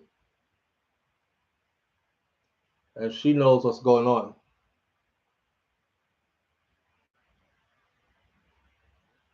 You understand, say money can't done, Audrey? That little youth there, at 10 years old, your children don't understand money. Them see stuff, them want it, them ask you for it. Even if them understand, say $2 $1 make $2 and $5 $1 bill make a $5 bill and 20 singles are $4 $5 bill make a 20 or whatever, they still don't understand. Say the light bill this month was $540. So the mortgage this month was $2,500 or $3,000. So the car payment this month, which is every month, the car payment and insurance and stuff come up to our next $650. Kids 10 years old don't understand that, the working of the dollar, you know, and how you match it against what mommy or daddy's monthly salary is, or weekly or bi-weekly salary is, and them not reach that far yet. That's why when you take them to the store, they'll be like, oh, I like that, I want that, I want that. And what they're pointing at is $103 for it. Like Kai. Kai is 6. Kai is brilliant. The Bugatti Lego that I showed y'all where Kai finished yesterday, that Bugatti Lego is 9 years old and above. Yesterday we went to Walmart. Kai said, I need a new challenge. I need a new Lego system. So we carry him down the Lego aisle and I said, pick. He's 6. I said, remember, 9 years old it was challenging for you. So you got to think if you want to stay there or, you know. He was like, I want a more challenging. I said, you want a more challenging? You cried. Remember, you cried the last one. You might want to stick to 9 until, you know, you get that. He went and got something that was for 10-year-olds and above. Me, I said, the youth are going to probably not be able to do it. Man, we came back from Walmart around 4 p.m. yesterday, around that time. 4:30 p.m. By the time it was 8:30, 9 o'clock last night when we had go bed, I assembled the whole thing already. I'm bringing it come show it. And he was like, this one was too easy. He said this one was too easy. But while we were in the store, the one that he pointed at, though, it was $103. That's why I'm saying they don't know the pricing stuff. $57, $67, $75 for these pieces, because the youth so advanced that the ones that cost cheaper, $10 Lego set, $15, $20 Lego, me can't buy them the film no more, because he put those together real quick and it's not a challenge for him. The ones that challenge him, they are now up in the $75 and $100, $150, $200 odd Legos. And I'm trying to get him to stay away from the top shelf, but that's where he's looking. Me couldn't go ask Miss Ruby them for point out nothing on top $103 for one toy. We had to know better, because them make we know from early. So listen, a $500 we have, and by the time we spend 200 on this, 100 over there, so Miss Mary get back here $150, $50 we have left. We not put them pressure upon the picnic them so them can't do the maths. See? So yeah, I don't think Tyler Perry's child understands the kind of money that his daddy has. He probably gets everything, but I don't think he understands the kind of money his dad has. But I think he's at the age, though, where children can be pretty cruel, and adults are cruel too. And them adults that have children that go to the private school that his child goes to, you think they ain't talking about him at home? That's how the kids come back to school and say, my mama said your daddy a faggot. Your daddy like boys. Your daddy gay. The poor kid didn't know that. It's something the parents said at home. Oh, isn't something Perry in your class, Jason? And Jason is like, yeah, Mom. Terry Perry? We always call him Terry Perry. Oh, that's Mr. Tyler Perry's son, right? No, who's that? Oh, this guy right here. He's famous and he's very rich. That's Terry's dad. Oh, but he likes boys. No, the picnic come school, come tell everybody say your daddy a Batman. That's the part right there. You try to shield your kids. But I guess it comes with the territory, man. Let me see it, Pop. See Papa here. Say hi, everybody. Hi. Hi there, I know. See, this is another one. That's how it goes. You wind it and it rocks back and forth. Yes. Yeah. Let me pull it up. So Legos are super interesting. Like if you look at, you might not. Okay, if I hold it right here, you can see the splits, right? And the mechanical mechanism inside of here that makes it so that when you turn it, it does all that. He has to put all that together. The inside workings of the mechanism. Same thing for the Bugatti, the car, where he has to put the whole engine together, right? See what? Send me money, yeah. Send me money, yeah. Wind up in a Lego, yeah. Yo. But this kid, let me get a close look. Every piece of this is different. I put this together so fast yesterday, I could not believe it. And this is way above his age group, right? And we are read up on it before here, Papa. Thank you. With your bright self. And before we bought it, me and his mother look up and I said, why do they have Legos by age group? And it says because of the complexity of the project. So me I say, Kai is 6. My do Legos in a 10-year-old group. There are some that's 18 years old and above. And my boy say I'm ready for challenge them there. So yeah, my money is going into damn Legos now. But you know that's his passion. The only thing I ask of him is, cause a brother, when we put it together, and then by you come back and look and break it all down again, and start build something else that have nothing to do with what that's supposed to be that he built, and come up with something completely new from it. And then he ends up pulling that down again, and then don't mess with it again. So he has like a million pieces of Legos all over the place. So I'm telling him that if I'm gonna be spending these kind of money for each piece, he's gonna end up with a Lego collection now. Because once we put them together, I'm keeping it together with the book that comes with it. Keep it because each one comes with the book, right? So I keep them together now with the book that come with them. Because I'm paying too much for them for him to like break them down and then try to do something else and lose them. I'll buy you another one. Just don't pull them down and scatter them all over the place. So that's the deal with me and him now. Audrey, you like me. Sometimes I come in a room, right, and I look at his desk, I swear, I just walk out. Me not even say nothing. Me just walk out. Cause like when he was doing when he did that the Bugatti, and me come in a room and me say 900 and sitting pieces on his desk. I was like, me I look on it now and me I said, you ever me a country picnic, so me used to do stuff like push piece of stick in our ant's nest and then stand up there and look on it. And if you look at the ant's nest too long, you start steer. Like you trans out. Yeah, so me I look on the desk and we just start trans out like. I said, where would he start? How do you even start? I know you have a book with it, but I can't even find the damn pieces. Like, where do you start with this? Me not interested. What he does is like mathematics to me. Me hate maths.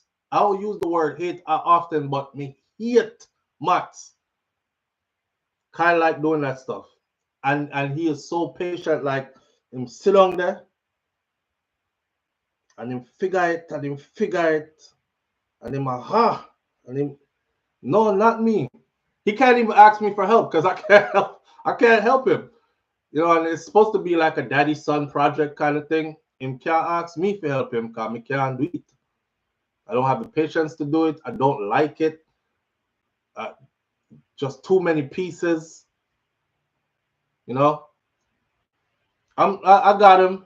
I got him, Miss Golly Robinson. I'm definitely gonna keep him occupied with it.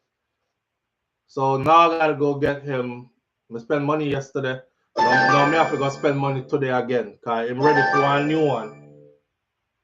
Live on the air with SouFLo. Good morning. Hello, good morning. How are you? I'm good enough, brother. Welcome.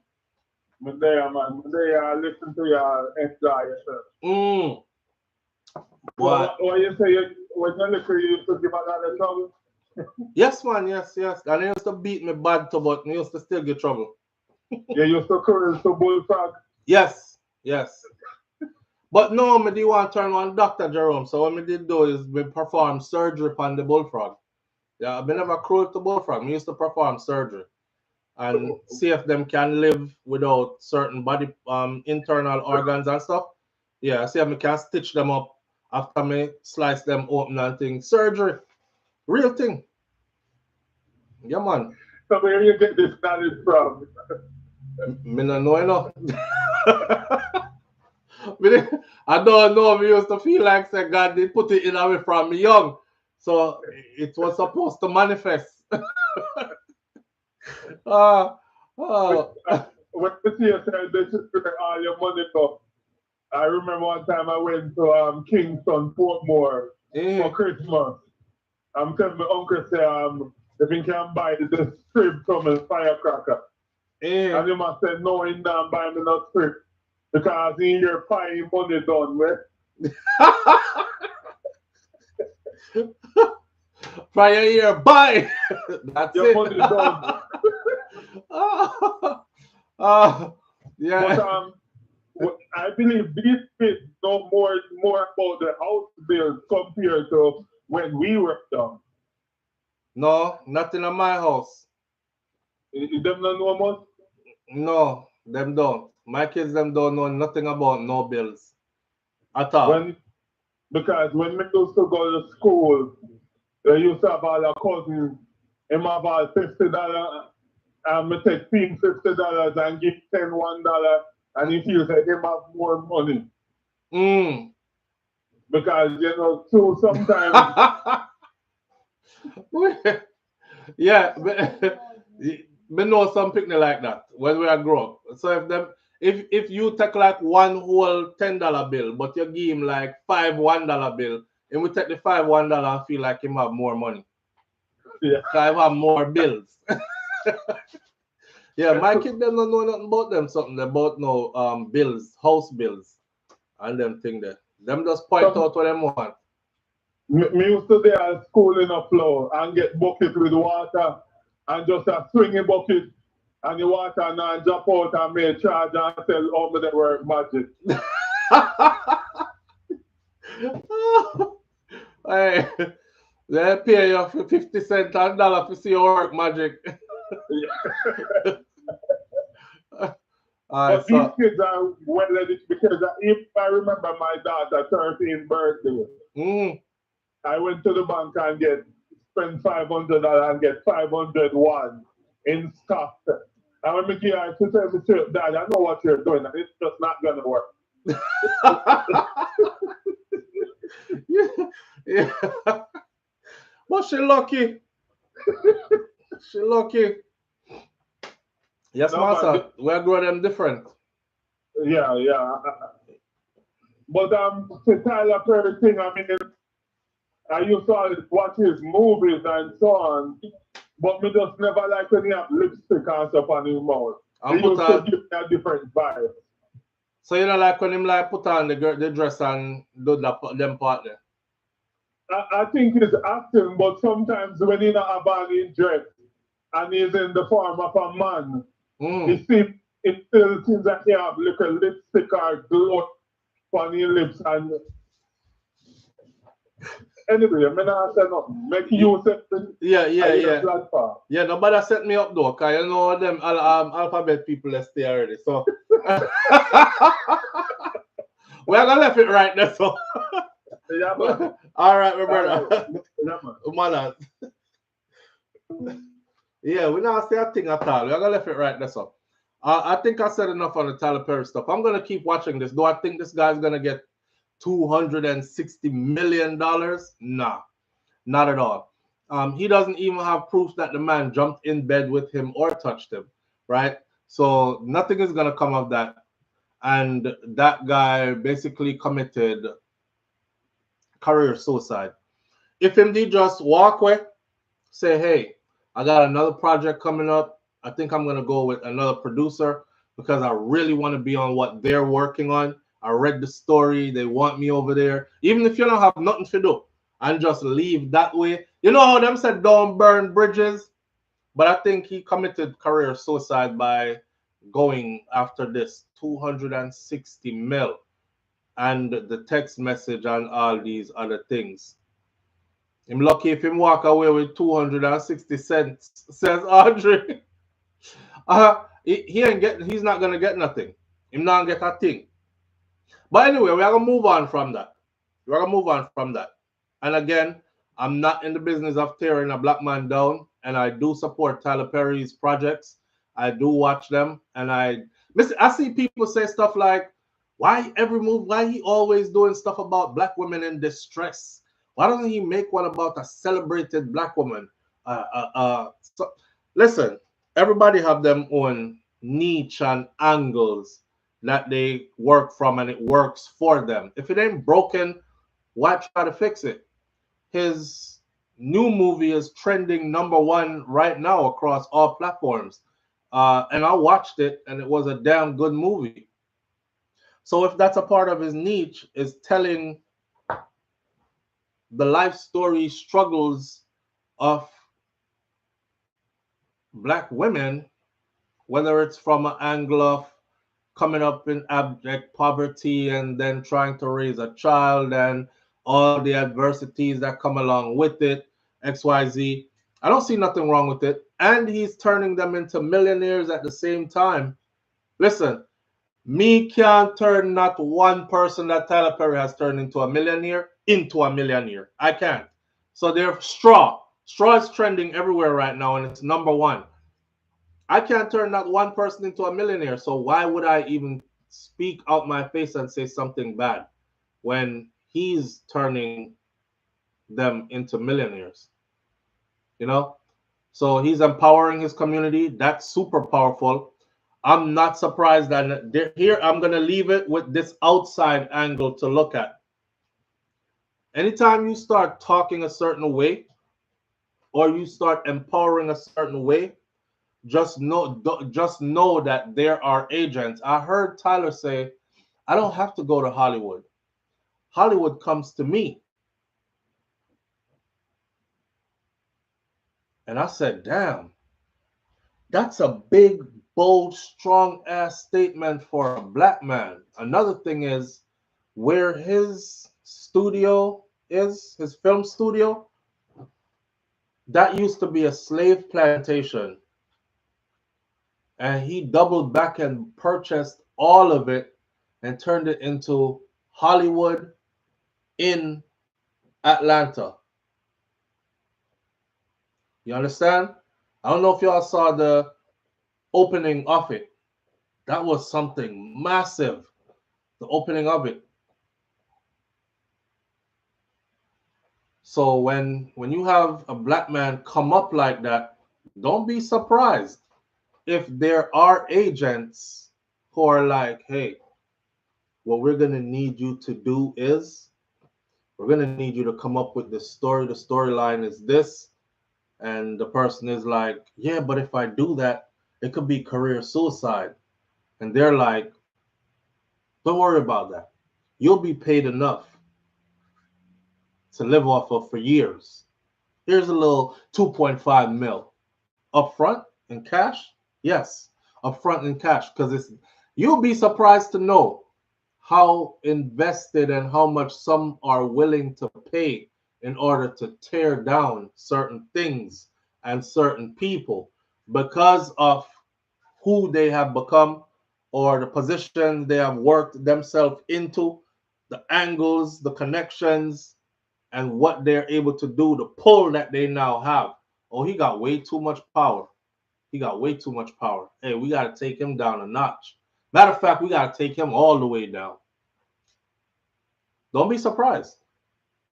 So all this accusations and stuff, we're laughing through it. I'm taking it with a grain of salt. I'm not going to be one of them over here that's saying, yep, he did it. He guilty. And start making names up for him. Like how they did Diddy. They started making names up for Diddy. We ran with the narrative that they put out there. We thought by the time they got to court and did Diddy's case, they would have came with overwhelming amount of information and proof of these accusations. And 6 weeks into Diddy's trial, nothing. So sometimes this is just orchestrated, you know. He said they never wanted him at their table, so he made his own table, says Audrey. And he also said, Audrey, in an interview, he says, now I don't have to go to Hollywood. Hollywood comes to me. And I can't help but to think that somebody is like, look at this uppity ass ninja. You know how it goes. You know how it goes. Like I said, every black man with money and power is on the chopping block, says Audrey. I believe that. I believe that. You know what? The warning for that is, listen, move carefully. Move super carefully. I know even when you move carefully, they'll set you up same way. But move so carefully and so guarded that they can't set you up. I'm going to leave it at that. Yeah. With that said, let's go on to the next topic now. Vybz Kartel and Mavado. has reunited or have united them, link up. Things are looking super good right now. For dancehall music, things are looking super good for the culture. I can't wait to hear. I mean, they're trending heavily. Look, as soon as I open my... Check it. As soon as I open my phone, you know. See them there? Vybz Kartel, Mavado, Bounty Killer. And that is on Mavado's official site, official page.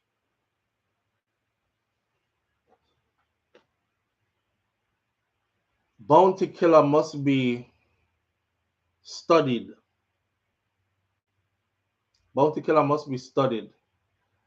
The Bounty must be so proud.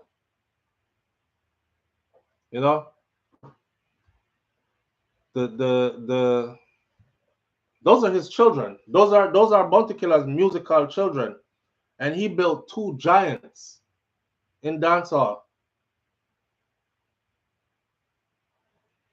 But not only did he build two giants in dancehall, none of them can say, him give me an opportunity, you know, but him rob me. So I thank him for the opportunity, you know, but I not forget to say him rob me or anything like that. It's all about money, man. The smartphone listening to you at SouFLo. Yeah. You see that? You see that? Because as soon as I open my phone, why this there?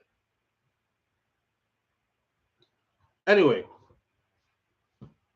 let's look at some of the meetings and stuff. DJ Khaled is putting out a new album. The new album is called A Lamb of God. He has Bounty Killer. I'm going to say Ninja Man. You have Bounty Killer, Bull Banton, Mavado,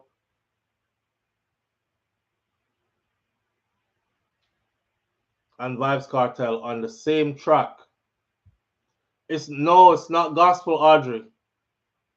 You know how DJ Khaled, his albums are always like dedicated to God or something have to do with God. They didn't believe us, God did.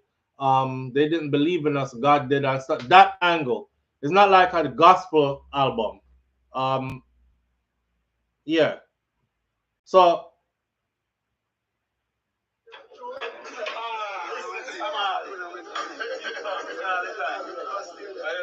watch Bounty and Mavado.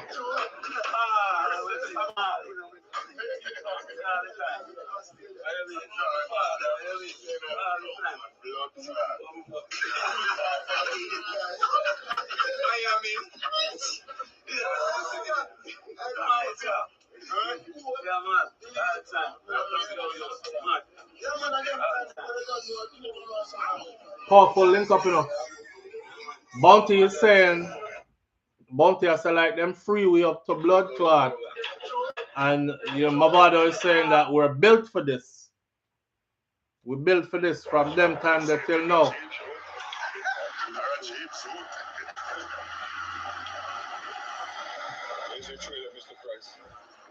Here's your trailer, Mr. Price.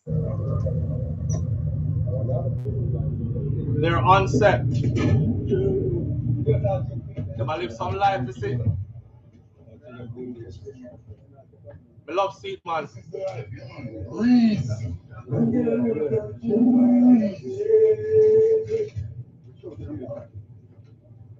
Here's your trailer, Mr. Price.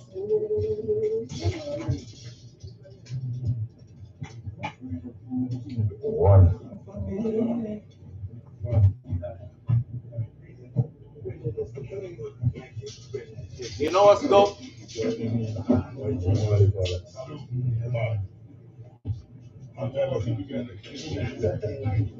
The trailer them line up. That's Ron Marley.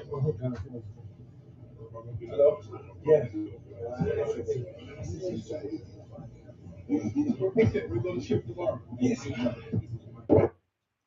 The trailer them line up. So it's not like they have like everybody. You know, some people like try to save on budget, and you will have everybody use one or something like that. Why? the trailer them line off is like everybody has a big old trailer out there, and it just looks star quality, star life.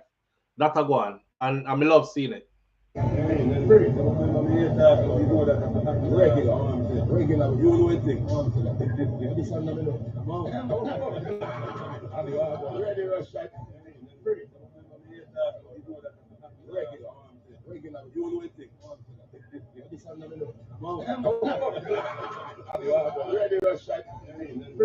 That's both. That's Mavado and Vybz Kartel.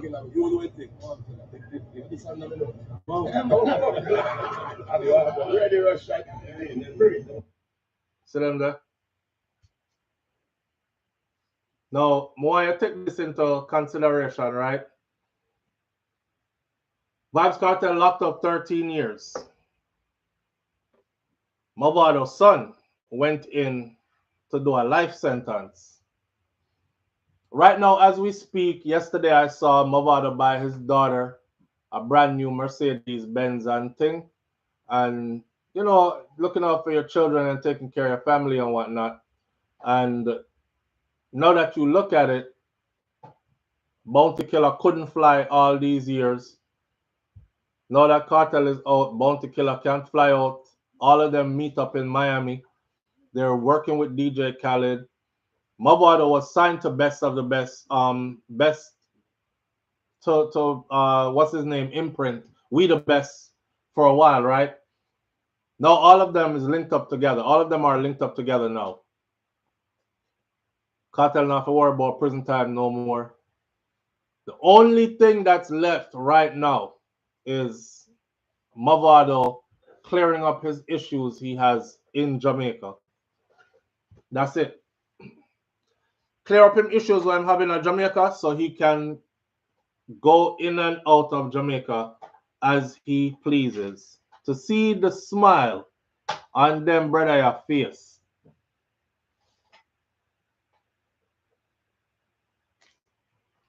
I was told that there was no war between them. Me hear Mavado say, me and you talk, and Cartel say regular. So there's always things going on behind the scene that the fans don't see.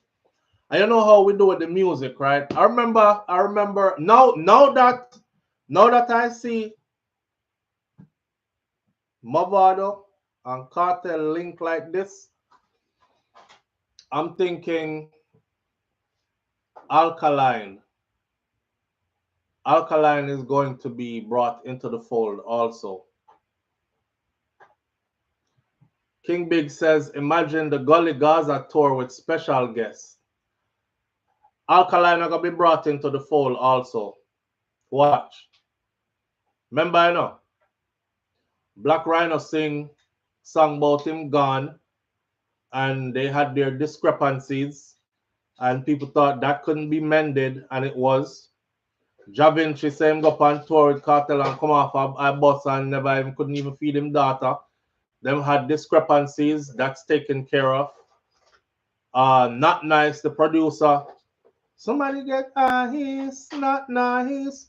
Remember when Not Nice said, yo, what you do it for? Me just want to know why you do it. So the man send man come and place come frig up take him equipment, them and all these other things, right? All these people he had beef with.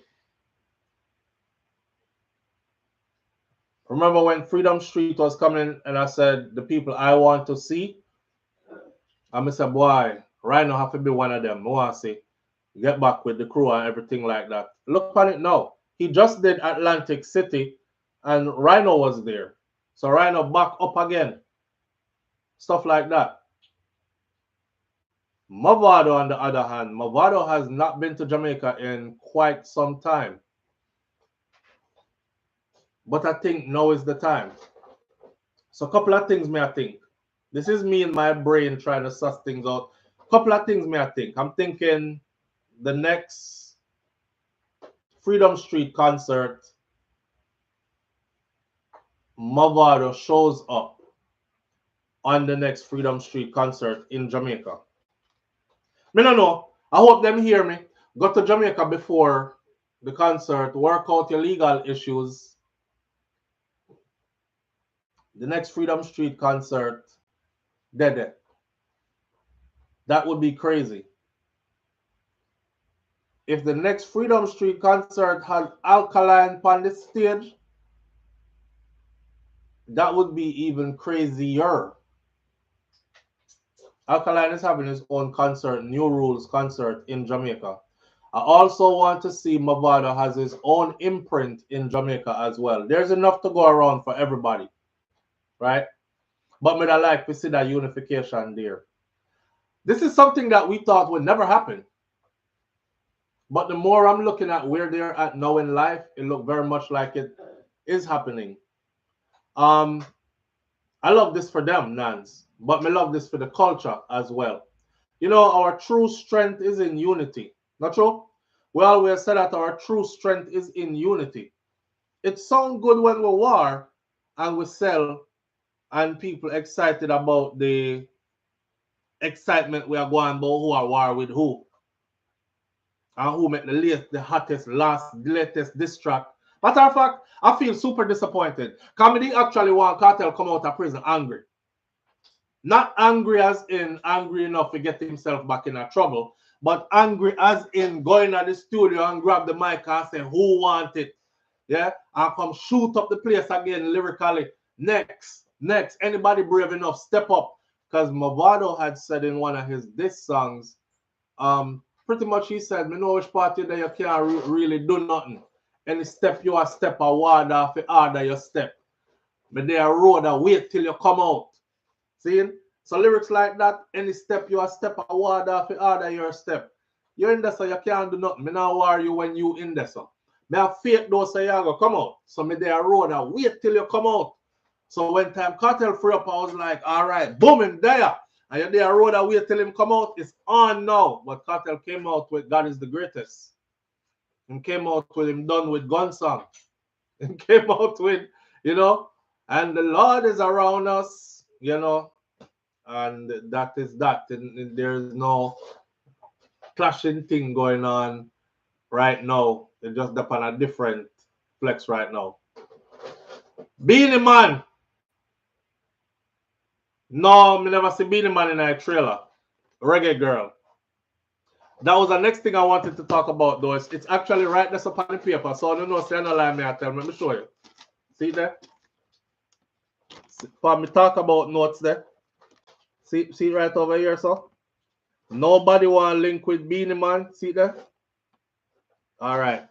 So we have it on the paper for say. Because I saw an article yesterday that said, it's not an article, it was posted on somebody's, me don't want to cause no stir. It was posted on one of them page that says the 3 greatest in dancehall. And it was Mavado, Bounty, and Vybz Kartel. Mavado, Bounty, and Vybz Kartel. The 3 giants are the 3 greatest in dancehall, it said. And I said, Beanie must take offense to this. Because how Beanie in an attack, yeah. When you start mentioning greatness and greatest, where is Beanie Man? Why them couldn't get Beanie on the track? Because them is Beanie working with DJ Khaled? You know, Beanie did an interview not too long ago where they asked him, I think it was Rosenberg, them interview up in New York there. I think they asked him something about collaborations.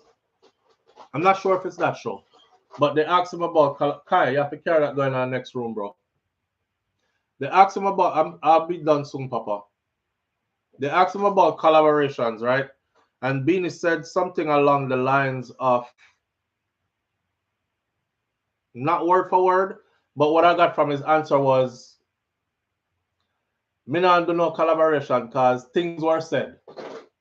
You know, and people still feel how them feel, what them did say, what them did say. So until them clear up what them did say, then the energy still stay the way how the energy stay. And it will stay so until that fix. And after that fix, then we can talk about collaborations. I said, oh, so it's really bad energy for real. Now, what I realized this morning was there's a concert coming up in Europe that is huge. And Beanie Man is booked for it. And Vybz Kartel is booked for it too. So Beanie and Cartel will cross paths. Remember them saying this year in Jamaica at Sumfest. This year in Jamaica at Sumfest. The crowning of Vybz Kartel is supposed to happen. And the Beanie Man is supposed to pass the crown to Vybz Kartel. I saw a lot of people said that will never happen. That is just not going to happen. I don't know if it's going to happen or not, but that is what the plans are to be. I think Beanie and feelings here, sir. And I don't know them business enough to say if him should be or not. May I learn if you not jump in a people argument and people fight and stuff because see there? Mavado and Cartel, good friend. I see somebody said they're acting or that's acting, says Dorothy T. I don't think that's acting. I don't think that's acting. Cartel actually said on the interview that them thing was a lyrical war. And they made peace with each other from, I forgot what year it was, but I remember the event where they made peace. So he said even when they were embroiled in the lyrical war, their children were really close. Like Mavado's son and Cartel's son, them are the best friends, even while their fathers were going at it. You know, and I remember they did an interview where them come and tell people, say, when me see Mavado out a road, me not run him down with no knife or machete or, you know, a bus shot off time, and him not fling no buckle off of me or do nothing like that. Either it's a lyrical thing. But the lyrical feud was so deep. The lyrical feud was so deep that it turned into we actually catch feelings in our real life. And the fans them had it away, you know. Like if you're over that side there, you can't like where you're going over here. So it's like you can't like Mavado and like Cartel at the same time. You have to choose a side kind of thing. That's why I always said stuff like when war is going on, because I love the war thing. When the war is going on, I go choose my side. If it's not war, I go on. Every artist me like. Right? I've never been in a party before and heard Alkaline come on and I said, me done dance. When them done playing music, me dance again. Or if me hear Mavado songs, me not like them, they turn it off. You know? So it's a part of the culture, I guess, but some people get carried away. You know how fans are. Fans. Fans is a short word for fanatics, you know. But some people are fans and then some people are truly fanatics. Kataja Empress says Beanie Man will be holding onto the crown for dear life. Give it to who and give it and give it for what? Yeah. Well, whether him want give it up or not, you see, it's a wrap for Beanie. As far as claiming to be king of dancehall. Now, there are a lot of people out there who say Beanie is king of dancehall still. They'll bring up stuff like, because to be king of dancehall, you have to can perform on the stage, and you have to can that. I've been watching Vybz Kartel's performances from him forward out of prison until now, and I can honestly say everyone has been better. Remember, you know, the man come out of doing 13 years in some cramp up conditions. It wasn't like he was back there rehearsing and stretching and exercising and getting ready for the stage. He was in prison doing time. Every performance since then has been better and better and better and better and better and better. So, I mean, what's to say, right? I remember when random people would come up to me asking me, Gully or Gaza, says Kataja Empress. Yeah. Yeah, and yo, me get a shell down over here. So they used to gather over here to give me about 100 suck your mother a day like when we first started and didn't even have enough people following the channel back then. And just one, as I said, if Mavado put a song out and I did a review on the song, just know, even if me say, yo, this is one strong song, you know, this is one of the best songs done so far. You see, especially this line here where say boom, boom, boom, XYZ.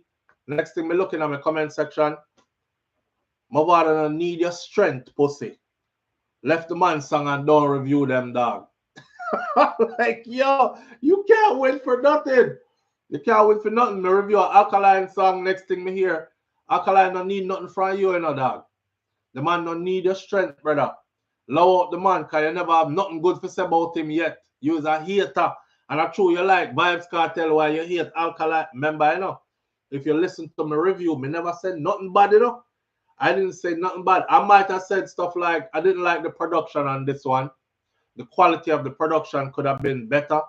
May I look for radio quality production, especially at this level of the game. This sound like it was recorded in a home studio and it never get a proper mix and mastering. However, the lyrics strong and the song sound good. It just does sound clean and clear. Suck your mother, SouFLo. You never have nothing good to say about the youth yet. So you couldn't even review their music. But I do think now, though, so I want to think about this. Can you see this happening? Vybz Kartel and Alkaline doing music together. Can you see that happening? Flo, Alkaline, you go. Jerome said, great goodies. Can you check floor temperature? Jerome, are you mere asking of all people? Can you see Vybz Kartel and Alkaline doing music together? Yeah? No? Can you see Mavado run out on the stage for a cartel show? Alkaline do special guest and appear as well. Yo, when me tell you say our unity is truly strength. A lot of fans would like to keep it where him gone with cartel style and him imitate the man style and him no give him no respect, and then the other side would be like, respect what? The youth never beg nobody no strength in a dancehall. He make it by himself. Alkaline, own man, vendetta, whoosh, whoosh. All these things, right? They would love to keep it that way. But if you really want to create history, if you really want to, cause now is when you create history. You don't create history tomorrow. You create history today. Now is when you create history. You can't create it yesterday. Yesterday gone. Anyhow, them unite and actually either do a song together or surprise a crowd and say, half promote say Alkaline is going to be there. You would have say a different, like for instance, Vybz Kartel them decides Freedom Street is going to be an annual thing. If Alkaline is slated to show up at Freedom Street the end of this year in a Jamaica, may I tell you right now, Cartel packed that stadium there by himself, right? That stadium there would have ram like sardine in a over capacity. If that is what that. First of all, Jamaica has not seen Mavado in forever at this point. So the whole of theme people them are gonna roll out. Alkaline definitely has his own crowd. Them would have roll out. Because them would have roll out and say we can't believe same a link with Cartel. And then of course a Cartel something so theme crowd are gonna roll out. Uniting those crowds in a one place, that would be a hell of a performance, and it would be something for the history books. It will be something for the history books. Kataja Empress says, yes, they can do music together, only if Alkaline check his ego at the door. I remember when random people would come up to me, okay, You say them can do music together only if Alkaline check him ego at the door. I think man and man can have a conversation behind the scenes that would look like this. What we are beef about? Is there even a beef? You know? Me know say you don't like me. And me going like me not care, or I have sent shots at you. Lyrical shots, that is. But a different time now. So how we get past this? Because that's where the real money is at. The real money is at how we get past this and go get it. Imagine if imagine if a company invested lots of money and they're like, we're going to have the biggest dancehall event the world has ever seen. And we want Alkaline, and we want Vybz Kartel, and we want, and before them say, and we want, I'm going to say a third person, you hear somebody say, can't work. You get Cartel. If Cartel did it, you can't get Alkaline there. And film side I say, you get Alkaline. And if Alkaline did it, now share no stage with no Cartel. Right there, so you know, the promoter them something mash up, you know, because they can't even bring this vision to life. You see, if the promoter them know, say, the investors then, the people who are stakeholders, corporate people who are willing to put monies, millions of dollars in to see an event go off, if they can get their dream team like that, they will put the money in it. They'll put the money in it. So the artists, them have to just fix up behind the scenes and know, say, boom, boom, bam. Okay, make we put some things behind we and get to a new age and a new time in our music and in our history, and let's go create some history. That's what I'm looking for. Let's go create some history. I'm looking forward to the new DJ Khaled album.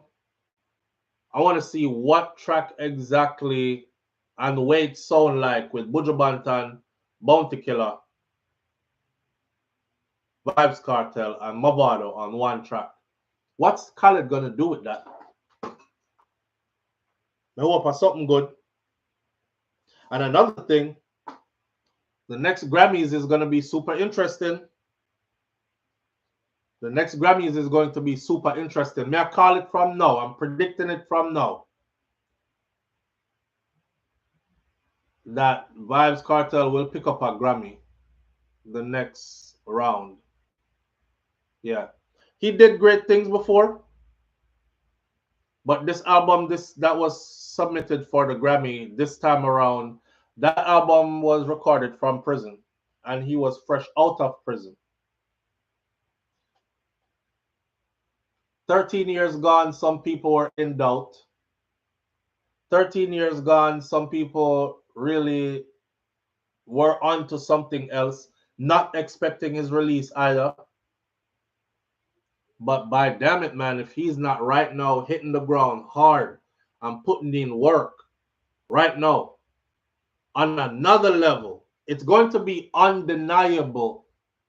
And he's working on a new album. It's going to be undeniable when the next Grammy comes around, if he deserves one or not. So may I predict it from now, say I'm going to get a Grammy at the next Grammys. I love to see it. I love the unity. I still want the war, but I think I'm going to have to wait and hold off for the war. Let them go and do some work together for now, build up something, and then do like Bounty and Beanie. Go back to separate ways, war again, and then meet again. Go back and war again and then meet again, or something like that. Or maybe they're just past it. If you think about it, maybe they're just past it. A big man, them, you know. So maybe they have just passed that phase in life now. Like Vybz Kartel said, he won't be writing any more new gun songs to sing. Of course, he's going to sing from the catalog to please the audience with the old gun song them. But him not gonna come up with no new gun song. So right there, so Clash dead. Cause Clash have to have gun song in it. Clash have to have some derogatory song in it. You can't clash with girl songs And you can't clash with lovey-dovey songs. You have to clash with some aggressive something. So the clash part is dead. And if they decide to resurrect it, or dancehall needs new blood. But the new blood, they're scared. They're too scared. So I think we're witnessing a dying part of dancehall music. You know, the clash. The person who said that is fake, all this is acting, what they're doing, I know where that comes from. It started, I think, a Footer start that. I think it's Footer start that. That is acting them doing. Either way, it don't look like acting to me. And we're gonna roll with what we are see. Cause of this one. Ziggy Marley, make sure you get the memo that Vybz Kartel Grammy 2026. That's true? All right. It's 12:28. We're supposed to be getting up out of here. There's no better way to get up out of here than to pay tribute to one of our foundation artists, them, who has now transitioned. I don't like to say dead, because dead implies that you're gone forever and will never be remembered and will wither and fade away into obscurity. He will never fade away.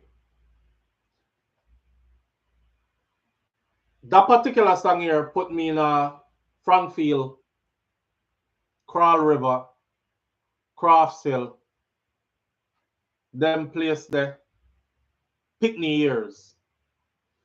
The production of the rhythm. Magic Moment is the name of the song. Leroy Gibbons. Leroy Gibbons performing at his the Rebel Salute that was held January 18th at Plantation Cove in Prairie in St. Anne. They have a picture of him here.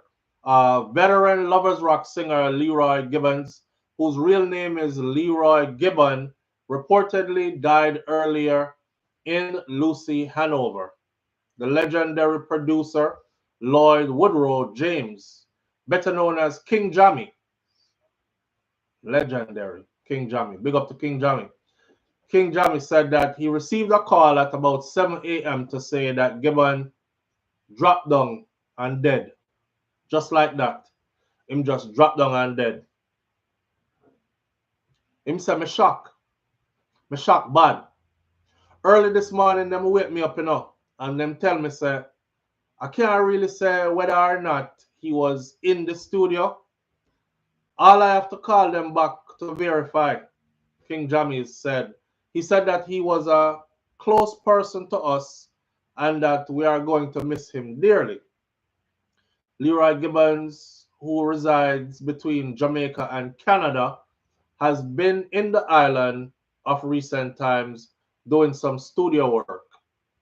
King Jammy's studio in Waterhouse is his original base, and recently he had been doing some recordings there with King Jammy's son, John John.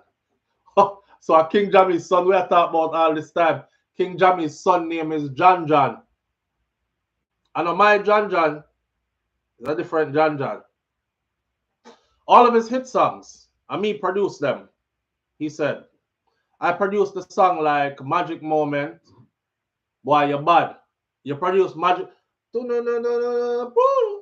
That sound in a Magic Moment. And also the first album Leroy ever did. He was here with us. And just last week, John John mixed off the song them that was working on and sent it to Leroy, and him asked for a dub version. It's a sad, sad day. It's a very sad day, King Jammy said, who is still processing the news. Originally, he was the lead vocalist for an a cappella group called the Gospel Proclaimers. A young Leroy Gibbons performed to sold-out audiences across Jamaica. He would leave the group to carve out a solo career as a lovers rock singer, and that's when he met King Jammy, who steered him on a path of success. He released hits like Magic Moment, Cupid, Stir It Up, and these songs. Leroy Gibbons performed in January gone at Rebbe Salute in Plantation Cove in St. Anne, where he gave a splendid performance. That was also to be his last performance on the island. This magic moment, so different and so new, but like any other, until I kissed you. Yeah, when it happened, it took me by surprise. I knew that you felt it too. By the look in your eyes, sweet little wine, softer than the summer nights. Everything I want, I have. Whenever I hold you tight. A picnic, them singing are from me picnic days, you know. I will be a hypocrite if I tell you, say, me walk around the house and play them song here. Because I didn't. The song them stuck in my head from me a youth. Because my auntie and my uncle them used to play them song here. Right? Now, all the other one, Cupid, draw back your bow and let your arrows go straight to my lover's heart for me. Nobody but me, eh? Boy.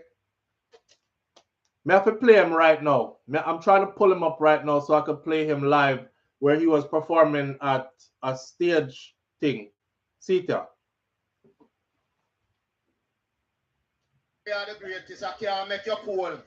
I can't make you cool. Warm up, man. Yaga yow. Play and play. I think my love is to the end of time. This magic moment. Yow, yow. Oh, yeah. Lift up 6 that day. This youth are coming like and so new. Talk to them, Dima. Like any other. Yow, yow. Some and some. Chopping enough respect. My love is to the end of time. This magic moment. Yow, yow. So different and so new was like any other. Until I kissed you, and when it happened, it took you by surprise. I knew that you felt it too, yeah. By the look in your eye, sweet little wine, softer than a summer night. Everything I want, I have. Whenever I hold you tight. Hey, listen to one. So yeah. He came, he saw. People like these don't die because we will be here singing the lyrics to his songs, playing them in years to come. He will live on through the legacy of his music and the words in his music. He never sing no nasty, dirty slack song where we have to turn down when time to pick them around and these kind of things. His songs are definitely from my childhood days. And like I said before, it put me in a place where I can definitely remember. I actually remember my auntie Maureen, they just moved back to Jamaica at this point. She left Jamaica after, but she did just move back to Jamaica at this point. And her and my uncle them got a house. I believe it was in Crofts Hill, Crawl River, somewhere that's in a Clarendon. And them used to have like the big speaker them run at them yard and them would have play out them song here. Them time them used to go from my grandmother house, go spend some time with my auntie and uncle them over there. So for them yard was completely different from my grandmother's yard. So you have to understand the kind of memories that was created. You understand? My grandmother's house, nothing not playing at the house but one little radio about this big. And that radio you would hear RJR and you would hear about cricket and them kind of something there. And after that, Grandpa turn it off. Because them don't want to hear no music or nothing, no secular music. I go to my auntie them house, a beer of them kind of tune they play right through. So to see how that's burnt into my head without me even, I never do a refresher. Let me see if I can remember that song here. When them say a hymn sing it this morning, somebody actually text me and said, SouFLo, Leroy Gibbons dead.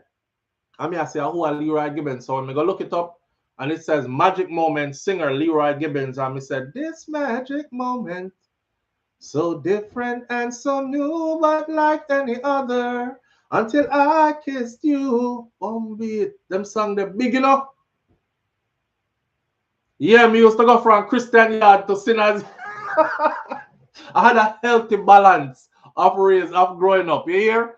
We never get dragged up, you know, we get brought up and we had a healthy balance. We didn't have man round we used to say, hey boy, left that figure and picnic them. Go over there, so. You know what I'm saying? We had a healthy balance of everything. So yeah, with that said, I say it like this, like I always say when one of the greats transition. This life we live is you're born, I saw you come here. You transition. Some people call it death. That's how we leave. There's no other way out of here. You have to go through that portal right there. All of us do. It was just his time. Him before us, right? But our day will come too. It's what you do in the meantime from birth till transition. That right there, that will determine if you will be forever remembered or you will never be remembered. And the African proverb that says when you transition, if nobody mentions your name after you leave, then you are truly dead. But if people talk about you after you leave, right, then you are living on. And we talked about him this morning just to solidify that he will live on. He will live on forever. So our brother has transitioned, but has left us with music that creates memories, that evokes memories, great memories too. I know for me, especially. So rest in peace and fly well, fly high with the ancestors. They never gave a reason why he passed. I was told he was not sick. Him just dropped down and dead, which goes to show again. This morning we did this morning where we spoke about the billionaire private jets, security, everything. Average man can't touch him. He's safe. One little bee from God's creation, fly nine mouth, him dead. You see? Here we are again. Don't know why. Left Canada there, Jamaica, working on some new music, new projects and stuff, and just dropped down dead, so. You don't know when, my friend. You don't know when. All you know is yesterday gone, tomorrow not promised, and you have today. So I encourage you as I'm getting out of here now to be in the moment, living this moment right here, so. Because this is the real present. Not the present where them wrap up, give you and say, oh, I bought you a gift. This is the real present. That's why I call the present. Exist now in this. This all you have. This present right here, so. And give thanks that you made it to this present right here, so. As you can see, our brother didn't get to make it to this present right here, so. You know what I mean? Keep God in everything you do. Acknowledge God in everything you do. And know, say, them before us, right? All right. We're going to leave it right now. Miss Ruby, my grandmother, my guardian angels, my grandmother, Miss Ruby, said, be good. If you can't be good, be careful, but it's best to be good. And my grandfather, right there, so there, Mas Clevey, him said, I will see you tomorrow, if God spare me life. You know, when my grandfather said, if God spare me life, when I was little, it didn't mean nothing to me. When I notice how me say it now, me take it on as a mantra now, because the things these people instill is now manifesting through me. If God spare me life, this man would tell people, I will see you tomorrow, if God spare me life. We didn't realize how powerful that was until now. No can make it till tomorrow, unless God spare your life. You heard me? And if God wants you not to make it till tomorrow, there's nothing you can do. All you have to do is don't spare your life. And we'll be talking about you next. All right? So God in everything, my friend. With that said, I'm out of here. Walk good. Peace.